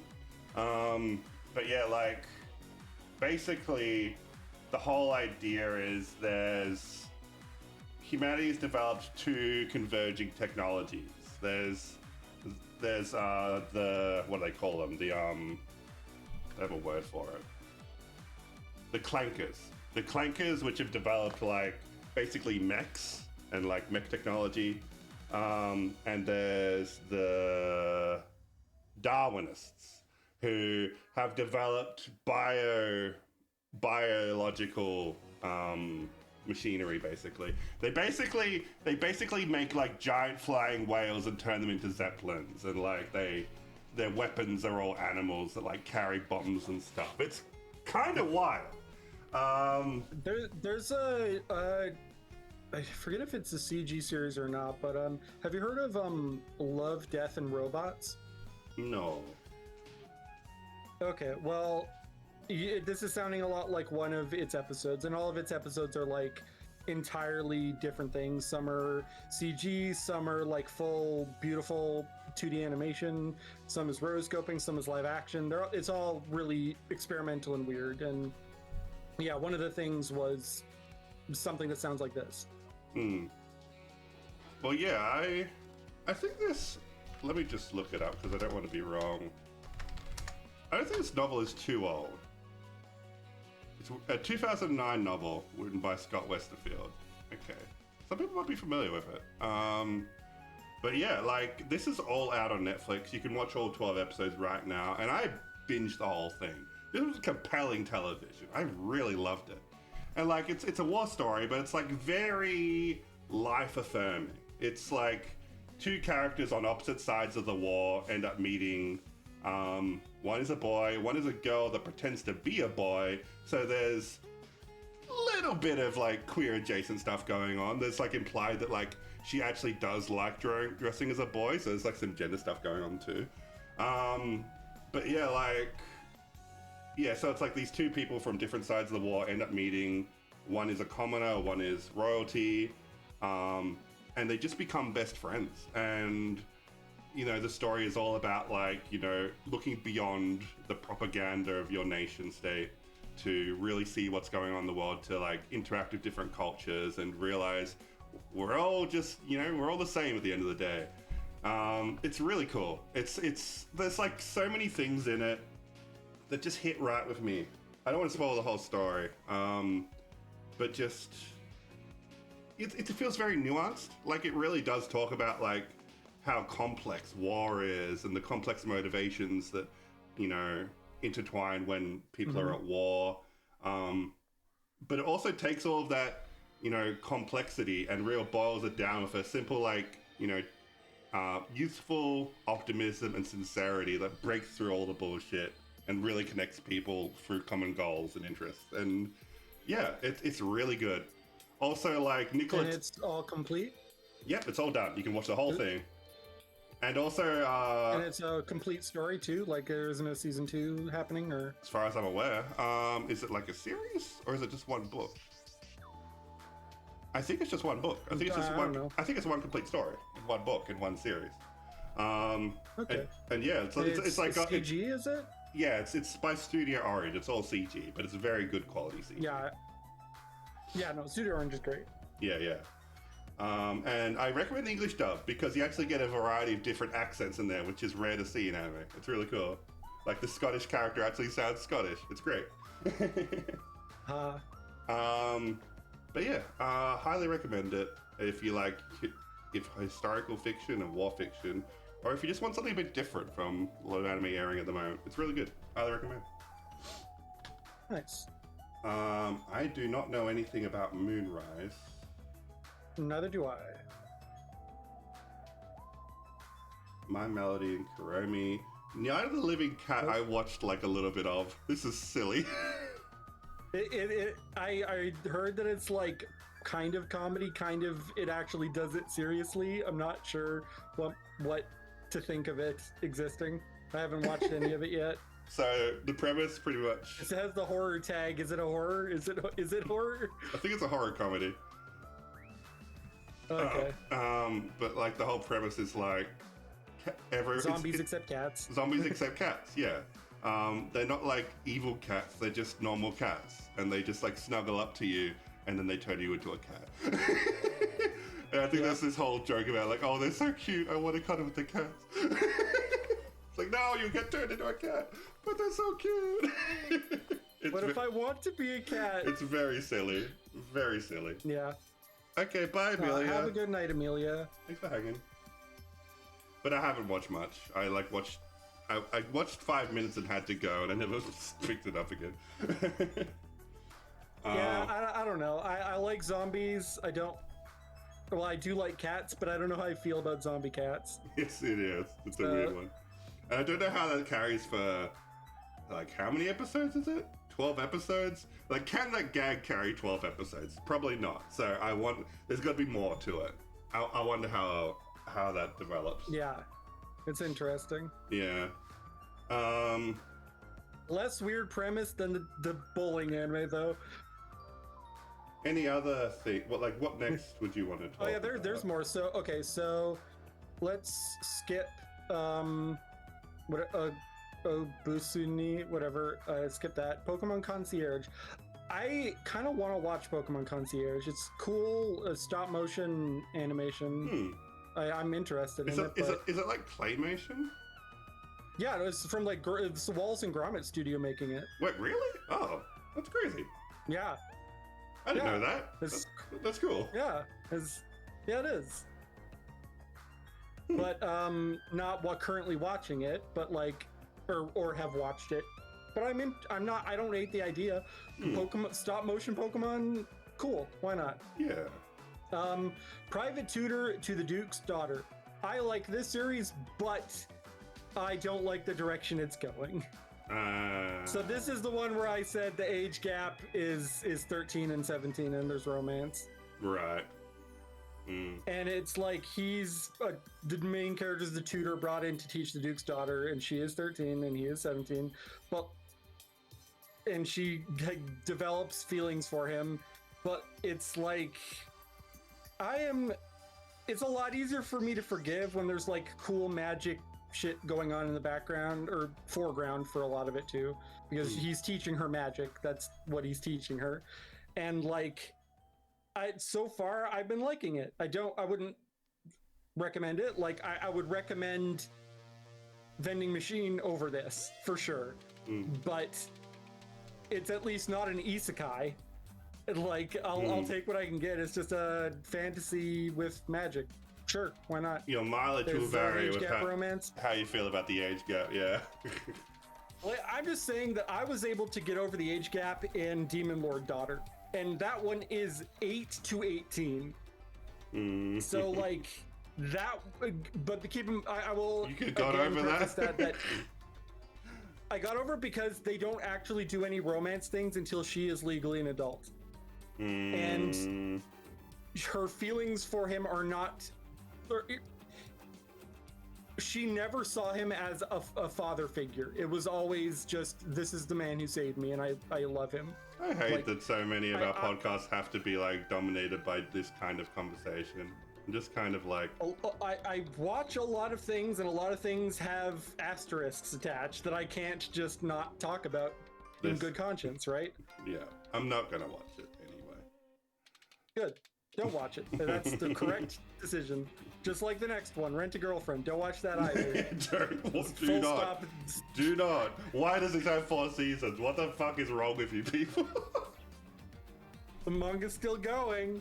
By the way, I heard a number that is probably true of how much money the main character has spent on the Rent a Girlfriend. He has spent $250,000 on her. Jesus. Yeah, and she still isn't willing to just date him. That is really... Yeah, it's fucked. No thanks, never again, goodbye. Sakamoto Days. This anime's mid. I'll say it. It's well animated.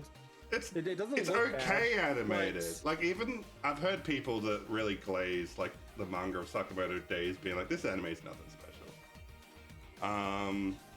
But even like the story, I'm like, this is not for me. Nothing about this is like funny to me. Nothing about it is cool to me or interesting. I think people overglaze Shonen Jump series way too much, and I think this is very mid for me. No. Yeah, I'm still stuck on the first season. Yeah, I'm good. But it looks good. Like nothing about it looks bad, and look bad is the thing that will make me not watch something. You need better standards, Lobo. Okay. Anything else we want Scooped up by an S-rank adventurer. Yes, there is. We're almost done. So I plan on watching the Scooped Up by an S-rank adventurer, but I haven't started it yet. Shinsei Galverse. No, I don't know. I'm not watching it. Sugar Rune. No idea. Taco P's Original Sin is kind of a 10 out of 10. Yeah. I haven't watched this one yet. Don't look up anything about it. Just go into the first episode blind and be prepared for something incredibly dark and fucked up. It is maybe one of the for me it's a 9 out of 10, and I can't watch the anime. I binged the entire manga because I wanted to just get... Anime is a little bit too immersive for me for the kind of dark shit that Taco P goes into. It was just a bit much for me, and I was like, I can handle this more in manga form than in anime form, because the anime is real, for better or worse, is insanely well animated. Is this one that's going to need trigger warnings? Yeah, and not only does it need them, it has them in both English and Japanese. Oh, really? It has them in Japanese. Like in the episode? That's yes, every single episode starts with this story contains very dark shit and it needs viewer discretion is advised. This is do I still have episode 1 kicking around? I want to just show you the warning page, but let me find it. I'll just re-download the first episode while I talk about it. But this is... I am surprised they actually made this anime. It is in the same space of, wow, they actually made this into anime as Nukitashi. In the terms of what is allowed to be on screen. And in the case of Nukitashi, sex. In the case of Taco P, it's well,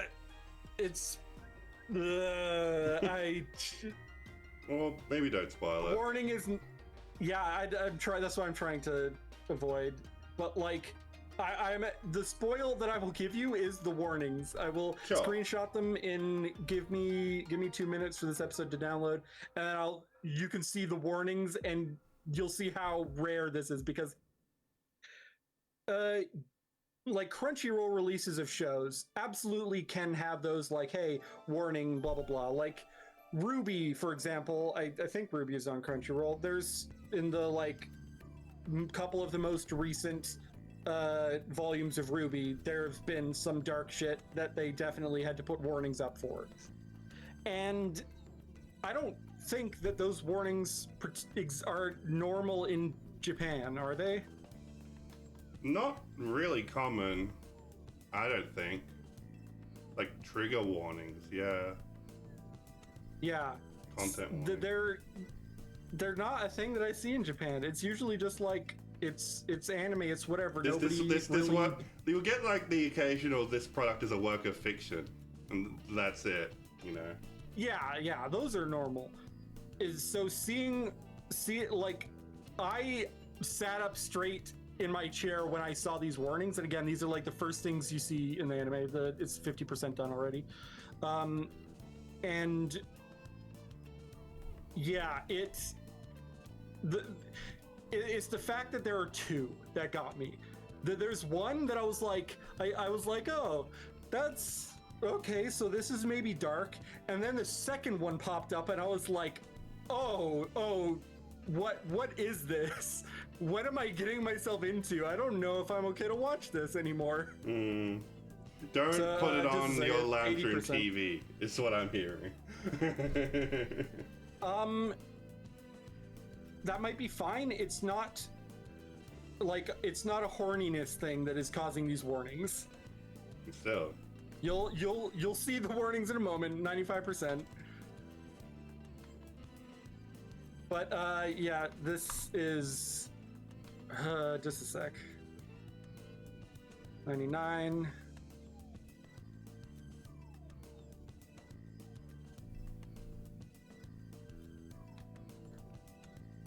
I don't know anything about Moonrise or Bullet Bullet. 18 episodes? Okay, so here is the first one. So there's your first warning. We can read it out, can't we? Oh, maybe not. That's language that might get me in trouble.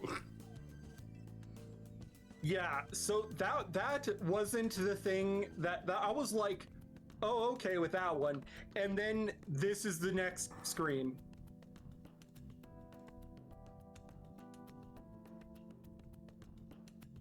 Damn. Okay.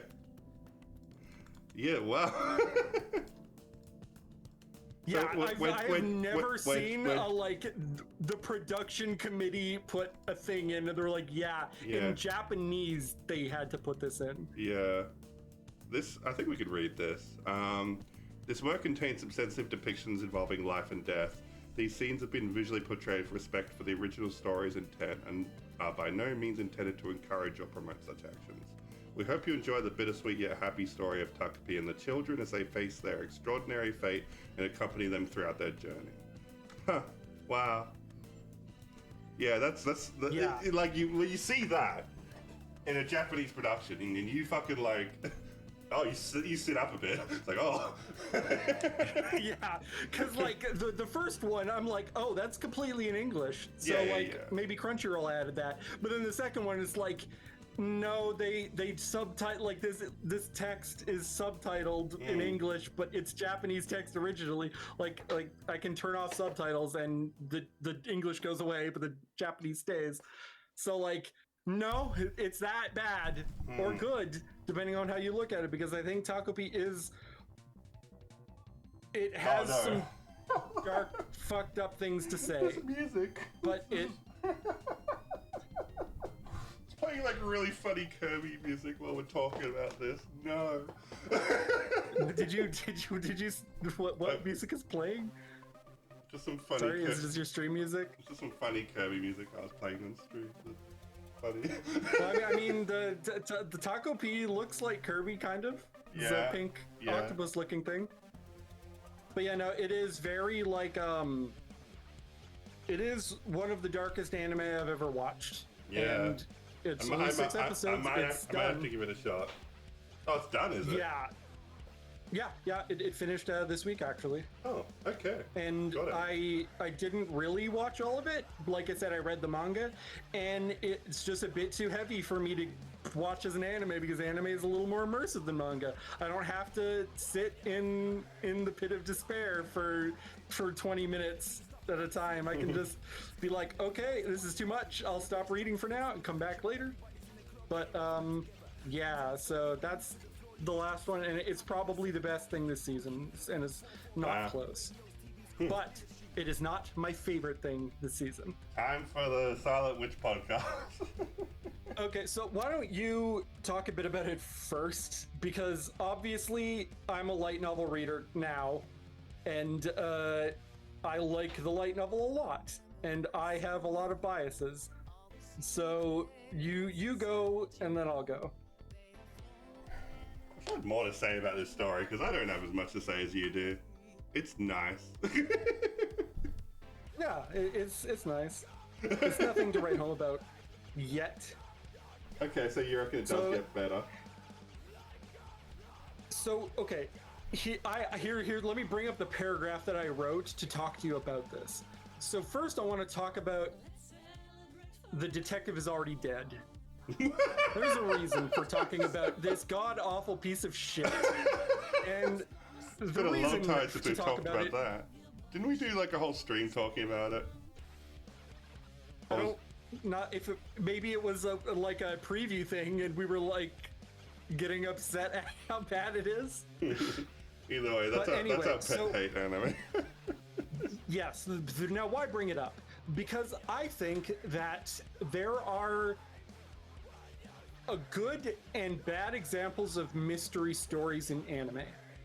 And The Detective Already Dead is a great example of a horrible mystery story. It is almost no mystery in it at all, and all of the things that are quote unquote mysteries are basically unsolvable by the watcher, and each solution is like an ass pull that it was like, what the fuck are you even on about? Yeah. And it made me think, and it made me go like, what is it that makes a mystery good when the audience can't solve the mystery? Like, if you are fundamentally not able to solve the mystery, then what is that always a bad story, or can that be a good story in some cases? Right. I would argue it can be a good story, but you have to do it in a pretty specific way. And Silent Witch doesn't really have that. It has mysteries, but they are mysteries you can figure out. But then it made me think, well, there are some mysteries in The Detective Is Already Dead that you can figure out, but they're fucking obvious, and they're played up as like big reveals, like, oh, crazy, she wasn't dead. What? But like, that's where I started thinking, because I was like, well, okay, so that what's the reverse of that then? It would be a mystery that the audience can solve, but how do you make that like an obvious mystery pay off well in a story? And that's what Silent Witch did for me, and it made me like actually think about just like mystery stories in general, and that is something that I absolutely loved from this, and it just kept doing it and doing it competently, and so good. So I'm not going to spoil the mystery. Obviously, it hasn't happened in anime yet. Okay. Yeah. But basically, there is one of the mysteries exists, and when that mystery was happening, when I figured it out, I was like, oh, okay, that's interesting, I guess. I don't know where this is going, but whatever. Okay, I guess I figured it out. And then it didn't do what I was expecting it would do, which is what a worse story would do, which is be like, and this is the reveal. And you're like, aha, okay, I figured it out. Cool. Instead, it does it understated, and it has, well, obviously, I'm sure you can imagine Monica's the one figuring out the mystery, right? Mm-hmm. So when it's revealed, Monica doesn't go, oh, wow, that's crazy. Instead, she goes, yeah, I already knew. And it's like, wait, what?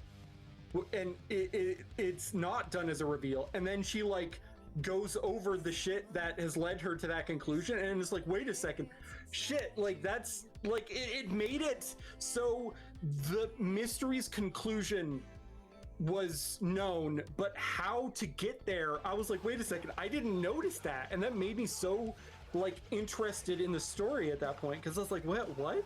I'm having trouble following what you're trying to say. I know, it's basically what I'm trying to say is I didn't think the story made me feel dumb and smart at the same time by letting me figure out a who, but not a why. And then when it gave me the why, and it was really an interesting story. Like it's so hard to say stuff and not spoil it. That's why I'm trying to avoid, because it's absolutely going to be in the anime. Okay. So I'm trying to very much avoid it. But after that point in the story, the story just kept doing one thing after another that made me love the story more and more with every single book of it that I read. And I've not had that experience, because what that experience is a slow burn story. And anime doesn't do slow burn stories anymore. Yeah. Like would the 2-hour series count as one of these? That's an infinitely long burn, and it's on fire like the sun. It's very hot. Yes. Don't touch it. It's a bit different. I would say if it had twice as many episodes for the amount of story it's covered, I would say it's a slow burn. But that's not the case. The novels are slow burn. Anime is not. Right. Anyway. So, yeah. Back to Silent Witch. So it's a slow burn story, And that is why I want to say, like, please watch this. I know it doesn't seem like much right now, but that's what makes it so stand out and good, because it got away with being a slow burn story in anime. Yeah. A lot of that is like, I'm going to give credit to the Konosuba director doing this. Like, there's a lot, the humor is elevated a little bit, not a lot, because this story is actually not very comedic. So the comedy is a little weird feeling. Like, the comedy is there in the light novel, but it's definitely a little bit less meant to be funny than it is in the anime. But that's like an artistic decision that I'm fine with. There's nothing wrong there. Not only that, there have been changes from the light novel that are actually like really smart and good changes, where there's like a scene where I was a little yikesed out by a scene and they just didn't do the scene in the anime, and that scene actually matters in a later scene, but I don't know how they're going to handle that. But I'll kind of spoil what the scene is because they've already passed the thing. Basically, when Monica is working on we haven't given the overview of what the series is yet. I know you're very passionate about this, but okay. to anyone listening, to be fair, I said you go first, and then you just said nothing. I'm just like, you're right. I should have done a better intro. The story is about a girl who learned to do magic without chanting. You need to do chanting to do magic, and she's the only one who ever figured out how not to. She did it, though, because she doesn't like public speaking, and people are scary. She wanted to do magic, but not to do talking, so she did it. And it ended up very Bocce the Rock coded. Kind of, but I hate that comparison a lot, because Bocce as a character seems like just incredibly socially anxious just because, whereas Monica, I mean, you don't know why yet, but it's kind of hinted at in places that it's abuse related, and that just, yeah, and there's abuse and trauma are both reasons why, and there have been hints at it. Maybe you missed them, but like they're kind of blink and you miss it moments where she just says a thing that sounds a little weird, maybe. But yeah, no, she has an inferiority complex, obviously, but it is a more understandable one because she has been hurt and is trying to recover. And that is another thing that I really love about this series, because it's kind of hits pretty close to home for me. I enjoy math and chess a lot, and so does she. Yeah, I just kind of interpreted it as like autism, like just socially anxious autism. So to hear that there's a bit more to it, it's like, oh, okay. It actually, it only is kind of autism, even. The only bit that's kind of autism is the fact that she really likes math and chess and is smart. Yeah. Like, that's the autism coded part. The socially anxious part actually is not it at all. Like, that's just a result of her life up to that point, not a result of who she actually is. And that's what I love about this story so much, because I don't want to see a socially anxious character who would rather just live in their mountain house all on their own, blah blah blah, and just does everything they can in their power to just stay in their home and ignore outside space. Like, that's me, IRL. Okay, I know that I'm like that, but that isn't her. And you can already see it in the most recent episode, which is why I made sure to ask you if you had watched the most recent episode, because that's where chess comes in. And also horse riding. Because Monica, she didn't have to, she could have just done like magecraft, for example. Maybe it'd be hard for her to hide the fact that she's a silent witch if she is unable to chant, but like she could just fake it. Like, there's a lot she could do there. So what I just the thing that I love so much about the story is that Monica is not a static character. She is an evolving character throughout the story and constantly is either trying to better her life by making friends and going to these classes or whatever, or like doing her duties as a silent witch, which comes up quite a few times throughout the series. Like it's both. And she's also very acutely aware that she is living a lie right now. The moment that like she gets outed as a silent witch, she believes she'll have to leave the school immediately and she won't be welcome there, and everybody will be like, ah, you lied to us, goodbye. So she is all about making positive memories while she's there. She's like, well, yes, I'm here to protect the prince. I'm also kind of under duress too.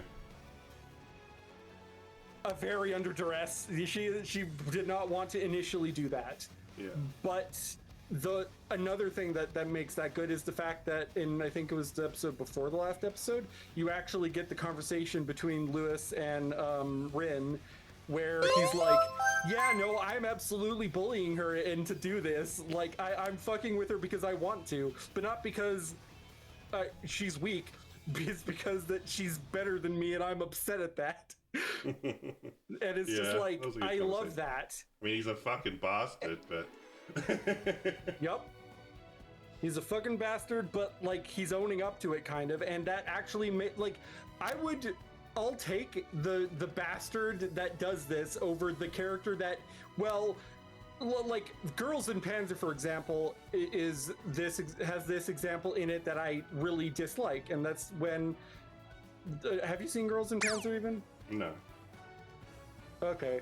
I don't know an anime that would equate to this, but essentially, the main girl in Girls in Panzer doesn't want anything to do with tanks, but she's really good at tanks, and basically gets bullied into joining the tank club by the student council president. Now, the student council president actually has altruistic reasons, and it's because their school is going to get just taken away or whatever, and if they are able to distinguish themselves in tank battles, they'll be able to save the school.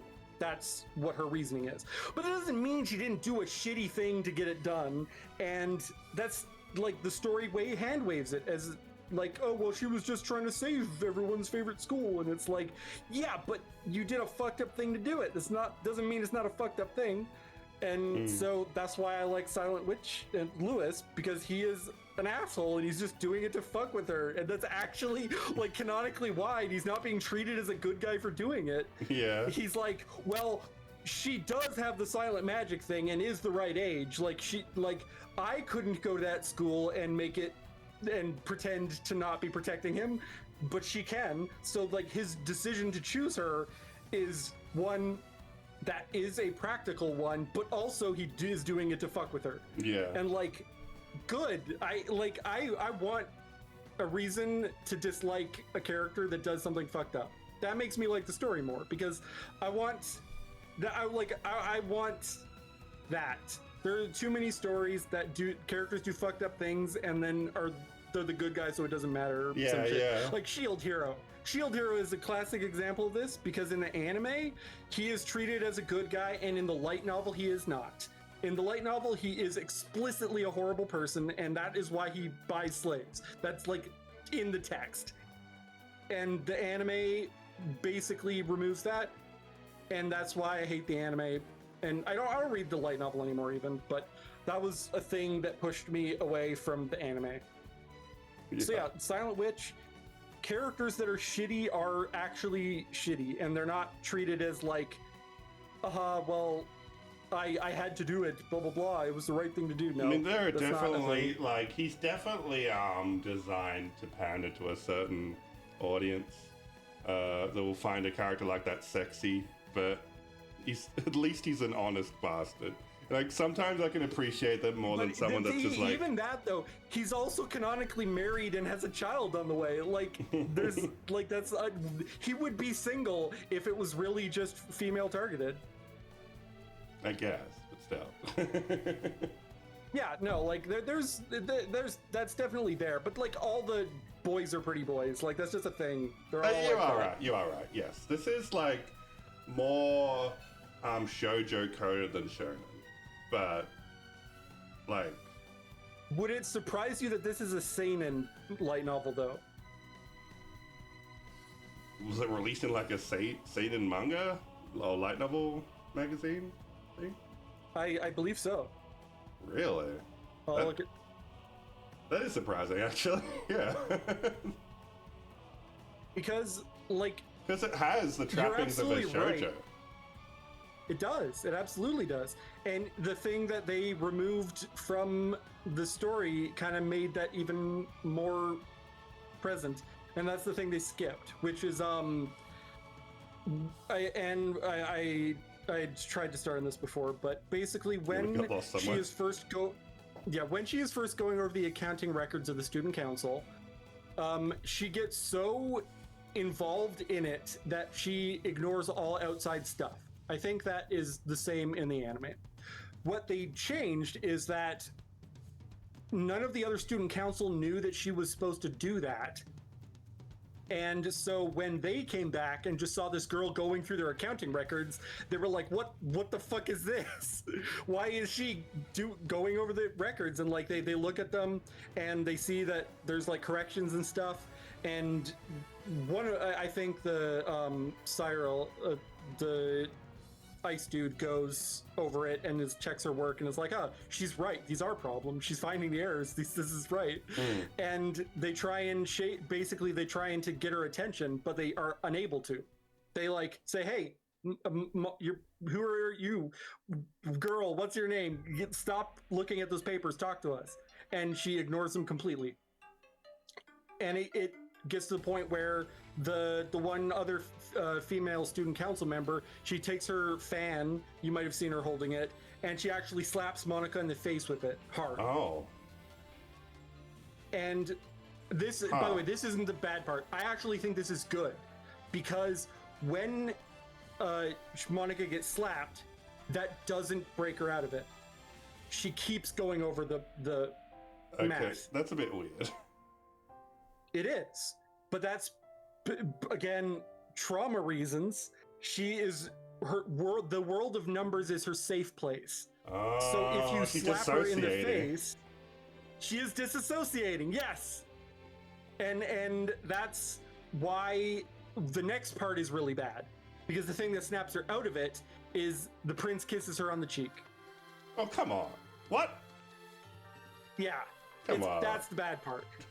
Okay, I'm glad they removed that. Because, yeah, they removed that, and that's good, because that's bad.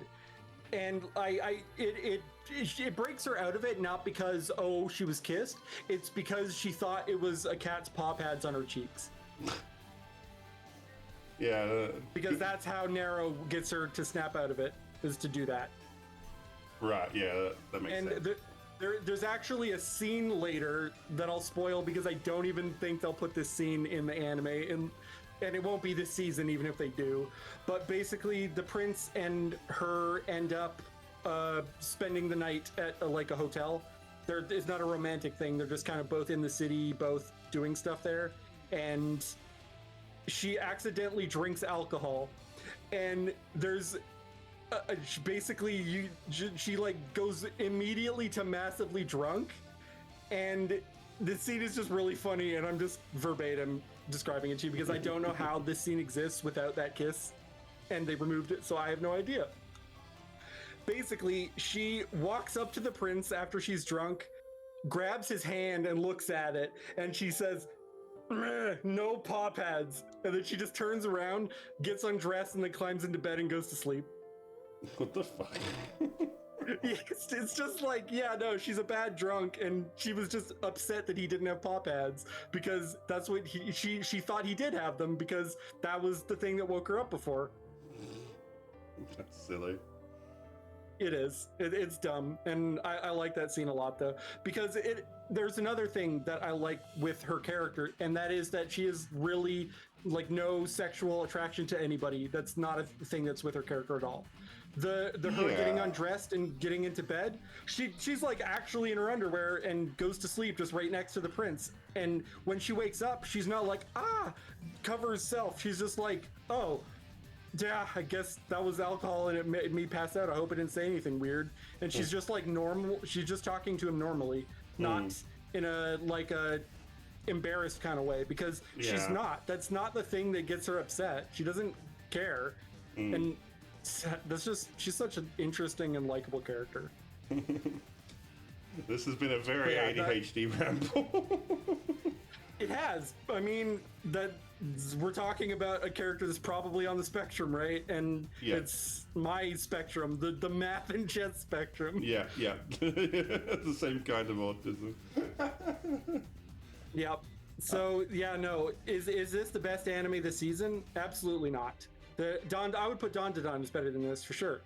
But I love this series where all the other ones I like. This is my number one, and I could go on about it, but like it'd be spoilers. I forgot there is one more anime I can talk about. Haha. There is. But yeah, before we get to that, so the one thing that you said that really like resonated with me in that whole ramble was you mentioned that this is a slow burn anime in an industry that does not favor slow burn stories anymore. Like, we look at the light novel industry and it's, you gotta have your story like make its pitch in the first book really quickly, in the first few pages even. To be fair, this one does do that. The end of the first episode where she takes down the dragons, that is the opening, that's the prologue. So like it does start with the action. It starts with action, sure. But still, like, I have a lot of respect for stories that can actually do a slow burn. It's like, it's so important that we have these kind of stories because anime suits slow burns in many ways. Like, you should be able to tell a decent story within a season, I suppose. Another slow burn anime that was last season that you haven't watched. And that would be Apothecary Diaries. Right. But yeah, and I hope I don't know if you saw, but Days watched it and he said it's peak. Yeah, I know. I think you should give it another chance. It's probably, the way I put it is, if it gets like fully adapted into anime and the writing quality stays the same, I think it will be one of, if not the greatest anime of all time. That's pretty crazy. I don't like it that much. I dislike a lot about it, but apparently the 50 episodes of it that we have is like 4 of 20 light novels or something like that. I don't know how many there are, but it's adapting at a very, very slow pace. And that makes me so excited for that story now, because I'm like, what do you mean that like you didn't adapt even half of the novels and it's so popular and there's so much more of it to come? Like, this is crazy. It's gonna have hundreds of episodes. It's gonna be so good. But yeah, all right. Yeah, I mean, anyway. I'm enjoying Silent Witch. It is very much a slow burn. I do feel like my enjoyment with it is scaling positively with each episode I watch. I still don't have a lot to say about it yet, but I have a good feeling about it. And like, the like actual interesting talking points are not till a lot later, I would say. The like I said, where this season ends is where I like started paying attention and actually really enjoying it. Up until then, I was like, I don't know about this Prince guy. He kissed the girl when she was kind of disassociating. That's kind of fucked up. But then the anime removed that, which means they acknowledged that was fucked up. And then otherwise, the story has been pretty faithfully adapted. They've cut out a little bit more than that. The introduction of the dude fighting the dragon and Monica helping with that, there was a lot more to that story. She actually met him like a little bit before, but like I understand abridging it a bit. It doesn't really matter that he met her in town, so it is what it is. I am happy for a story to cut things that are like fat, that it's not necessary. This adaptation is really, really good. I am happy with this adaptation, and I'm excited for this story to get more anime. All right, time for one more thing to talk about. And I'm cheating a little bit because this is technically not an anime. It is a donghua, a Chinese animation. And I want to talk about Lord of Mysteries, because this shit might be my favorite thing I'm watching this season. It's fucking crazy. It's not on any list because they don't list, foreign animation. So I don't know what to put on the screen. I mean, there's been some really weird crossovers in anime and non-anime, like Solo Leveling obviously is based on a manhwa, right? And it's like... And I do believe... It's anime because it's produced in Japan, but it's also insanely Korean. Yeah, I think we need to stop, having these, national borders with animation and just treat it all as animation. I think anime, as we view it, should be more of a art movement. Style. A style. Like Ruby is anime. Yeah. Atla is anime. Yeah. And in that sense, Lord of the Mysteries, anime. So this is... I'm guessing you haven't watched any of it. No, I have not. I don't know if you're going to like it or not. I really don't. It might not be your thing, but it's my thing, so I'm going to talk about it. Yeah, talk about it. Let me hear it. So, it's an isekai, but it's so different from any other isekai I've ever experienced. The writing style and the presentation style has more in common with a FromSoft game than any isekai that I've seen. Basically, this guy is transported. He's a Chinese man, and he's transported into the body of a young man in a fantasy. I'll say it's another world, but it's very inspired by the Victorian era, Victorian London. But the only fundamental difference is there's a lot of magic and secret societies, which kind of did exist back then, but So basically, the one thing I have to say about this story is it's very hard to follow. It's extremely dense. It's I guess the comparison I would make is something like Fate Zero, where they're throwing so much terminology and concepts at you at a rapid rate, and you need to fucking activate your whole brain to pay attention and figure out what the fuck they're talking about. I watched the first episode twice because I got lost pretty quickly. not gonna lie. And there are times in this story where I don't fully understand what's going on, but I don't care because it's such a fucking wild ride. Though I do get the impression this might be easier to digest in the original web novel format. So the guy wakes up in this body. He finds out that the person whose body he's inhabited just committed suicide. And for whatever reason, he's ended up in the body that's been resurrected with him in it now. And he has to, it's basically a mystery story where he has to figure out why he committed suicide, or the previous owner of his body. He has to quickly figure out what this world is, what's going on. He learns about this emperor dude that was really important a few centuries back. And he's able to infer that this guy was also isekai'd into the world because he has a diary that's written in Chinese, and no one could decipher it except for him. There's it's extremely intellectual and very focused on this character's just kind of a genius. He's like a Lelouch. He's totally on top of the craziness that's happening in front of him. He's very quick at figuring shit out. He's a bit of a genius. He accidentally forms a secret society, which is kind of funny. Just because he's very good at improv. Basically, God, it's so hard to talk about. I know it's probably way different in tone, but you're kind of reminding me of Eminence and Shadow. I know, that was a weird way to put it.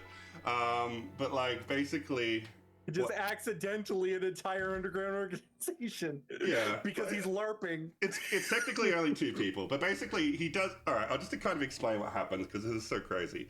He is trying to get back to his own world, and he realizes that the thing that happened when he was reincarnated, he didn't die.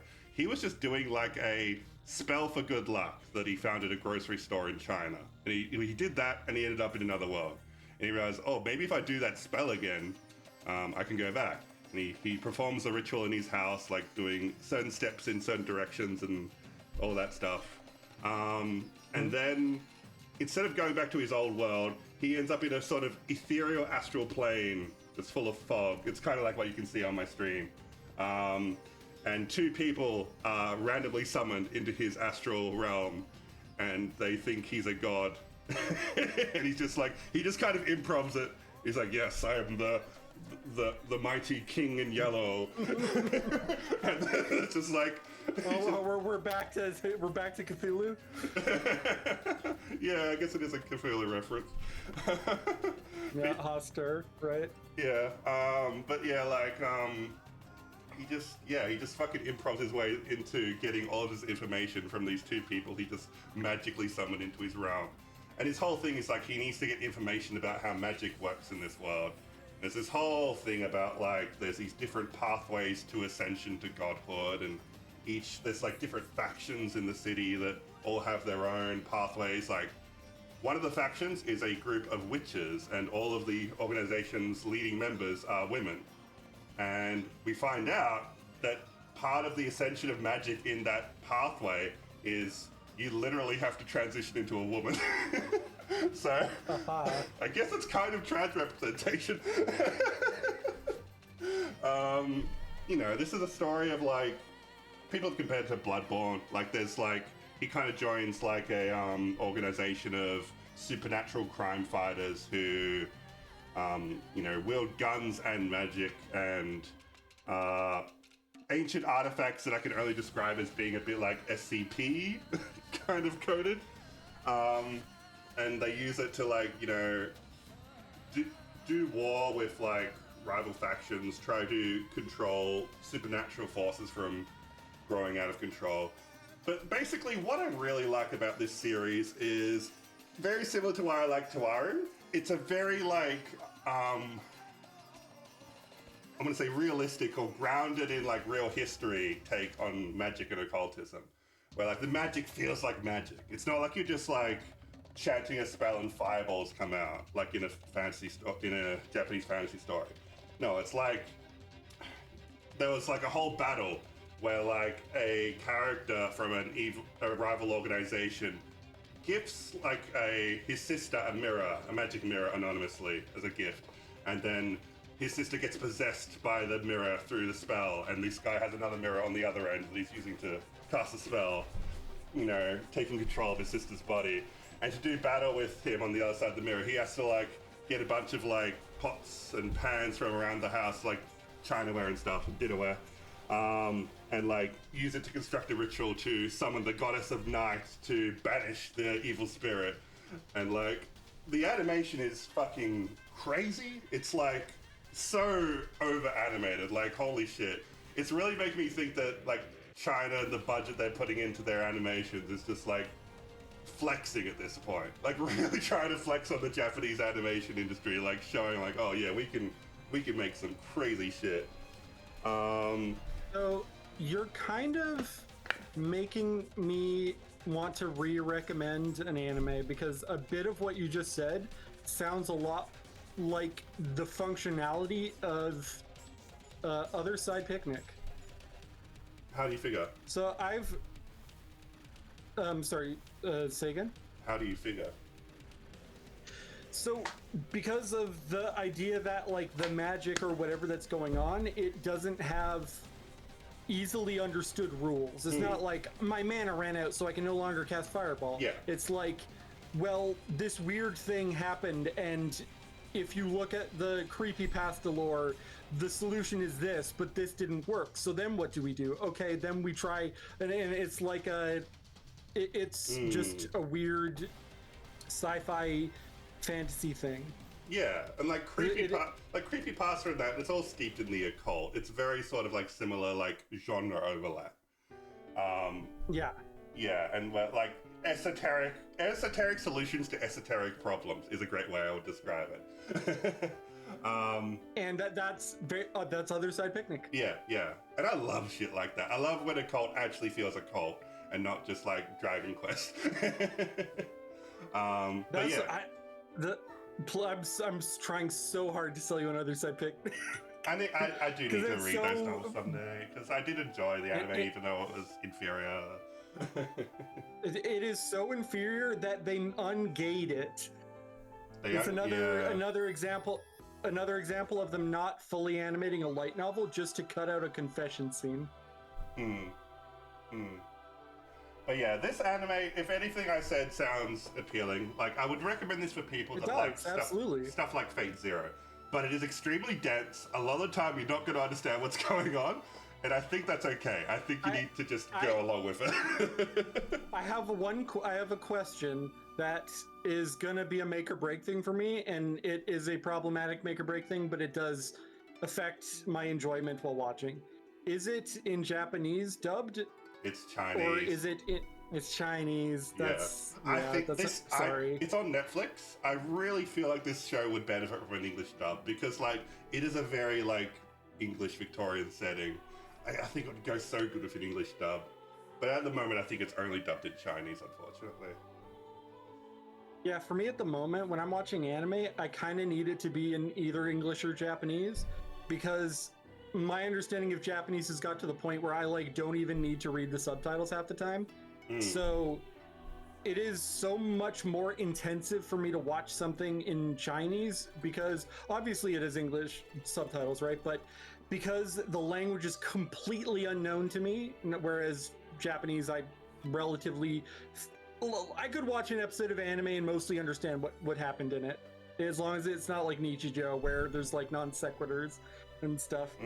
But when it's that kind of story where it's dense and I have to like be paying attention, I totally get why you watched the first episode twice. That like this sounds like a headache for me, and I don't think I can subject myself to that. That's totally understandable. If it's English or Japanese dubbed, and like give me Japanese dub with English subtitles, absolutely I'd watch it. I wonder if the web novel is translated, because that might be another option as well. But I definitely recommend just watching clips of this anime just to see how pretty it is. It's fucking crazy. But yeah, all right. That's my last recommendation for this podcast. I don't think we had anything else we missed. Nope, I don't think so. I've been looking at things, but that the OVA-ONA split thing really bothered me.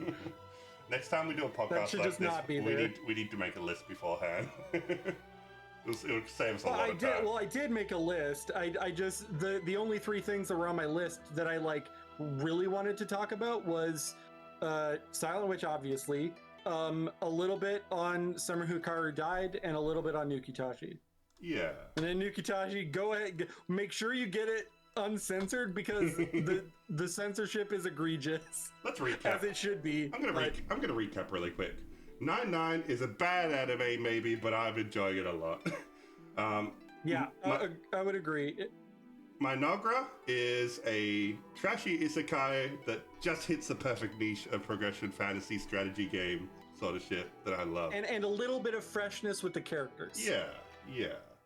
It undoes the problem Overlord has, where the characters are not aware of what's going on, and that is a huge problem I have with Overlord. City the Animation we didn't talk much about because we haven't watched enough. I need to watch more of that, but look, if you like it's probably good. You should probably watch it. Yeah. Dandadan, we don't need to talk about Dandadan. You're probably already watching it.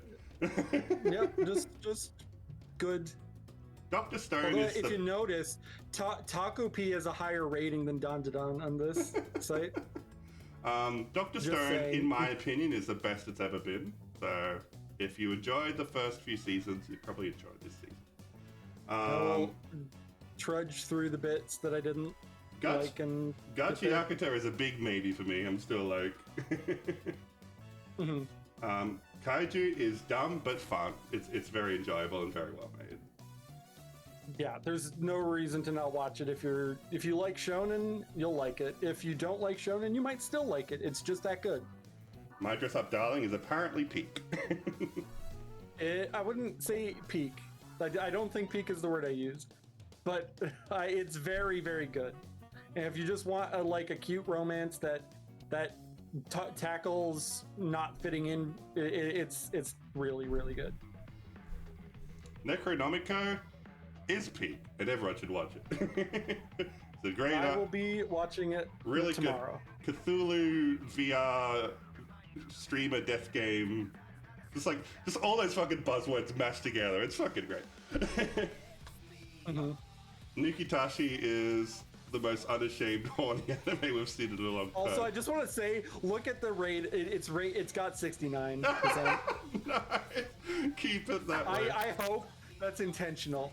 I really hope that like people are intentionally raising or lowering their score whenever it gets away from 69. Maybe they are. Onmyo Kaita and Rudibas is peak, in my opinion. I think a lot of people are sleeping on this anime. I think if people want like a cool, unique isekai setting with a good time travel twist, yeah, it's a good time. Rascal Does Not Dream. It's just more, and more is good. Yeah. They're having their college student arc. I like when the high schoolers become college students. Yeah. Time exists. That's true, actually. That's something Monogatari like only barely dabbled in. I think a tiny bit with off season. Well, it's still ongoing. It's still ongoing. They could get there, but like Rascals. No, they do get there. I'm just telling you, they get there. That happens. That's a thing. Okay. But yeah, like that's nice. That's good to see. That's really rare in anime, to be honest. Reborn as a vending machine. Silent Witch is so high rated. Reborn as a vending machine is better than you think. Apparently. If you like vending machines in isekai, you'll like this. I do like vending machines. Maybe I should try it. Secrets of the Silent Witch. Potential to be the best anime of this season. It's Lobo's personal. No, it's not. It won't be the best this season. It'll be the best in its second season. Okay, fair enough. I'm saying that like where it leaves off is what I would say is like where I started paying attention. I'm trying to be I know. See You Tomorrow at the Food Court gets the award for anime we both feel like we should watch more of because we enjoyed the first episode. It is the most Lucky Star anime. It is more Lucky Star than my Setsu, I think, was the anime that was like literally trying to be a Lucky Star clone, and it was just unfunny. This one is funny. I liked it. Summer Hikaru Died is a creepy horror story that's apparently really good. And has yaoi undertones, despite what Lobo said. He stuck his finger in and he made a weird sound. It was kind of gay. There's No Freaking Way I'll Be Your Lover is a dumb Yuri show, and that's all it needs to be. It's gay. I like gay. Turkey is what the fuck. But I can't stop watching it. I need to see where this ends up. Like I can't not be invested in this. Go watch the first episode and be surprised if for some reason you're listening to the end of this podcast and hear what we spoiled earlier. And go watch Summer Pockets because it's a key anime. It'll make you cry probably. Yeah.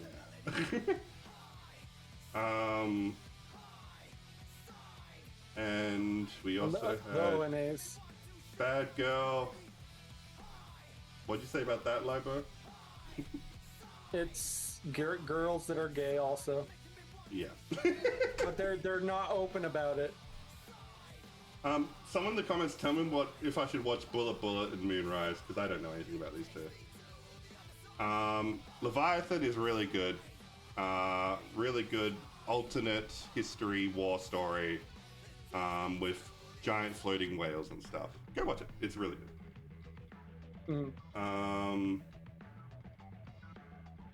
Yeah, Living Cat is silly. Pokemon Concierge is Wallace and Gromit Studio. Yep, I didn't know Claymation Pokemon. That's sick.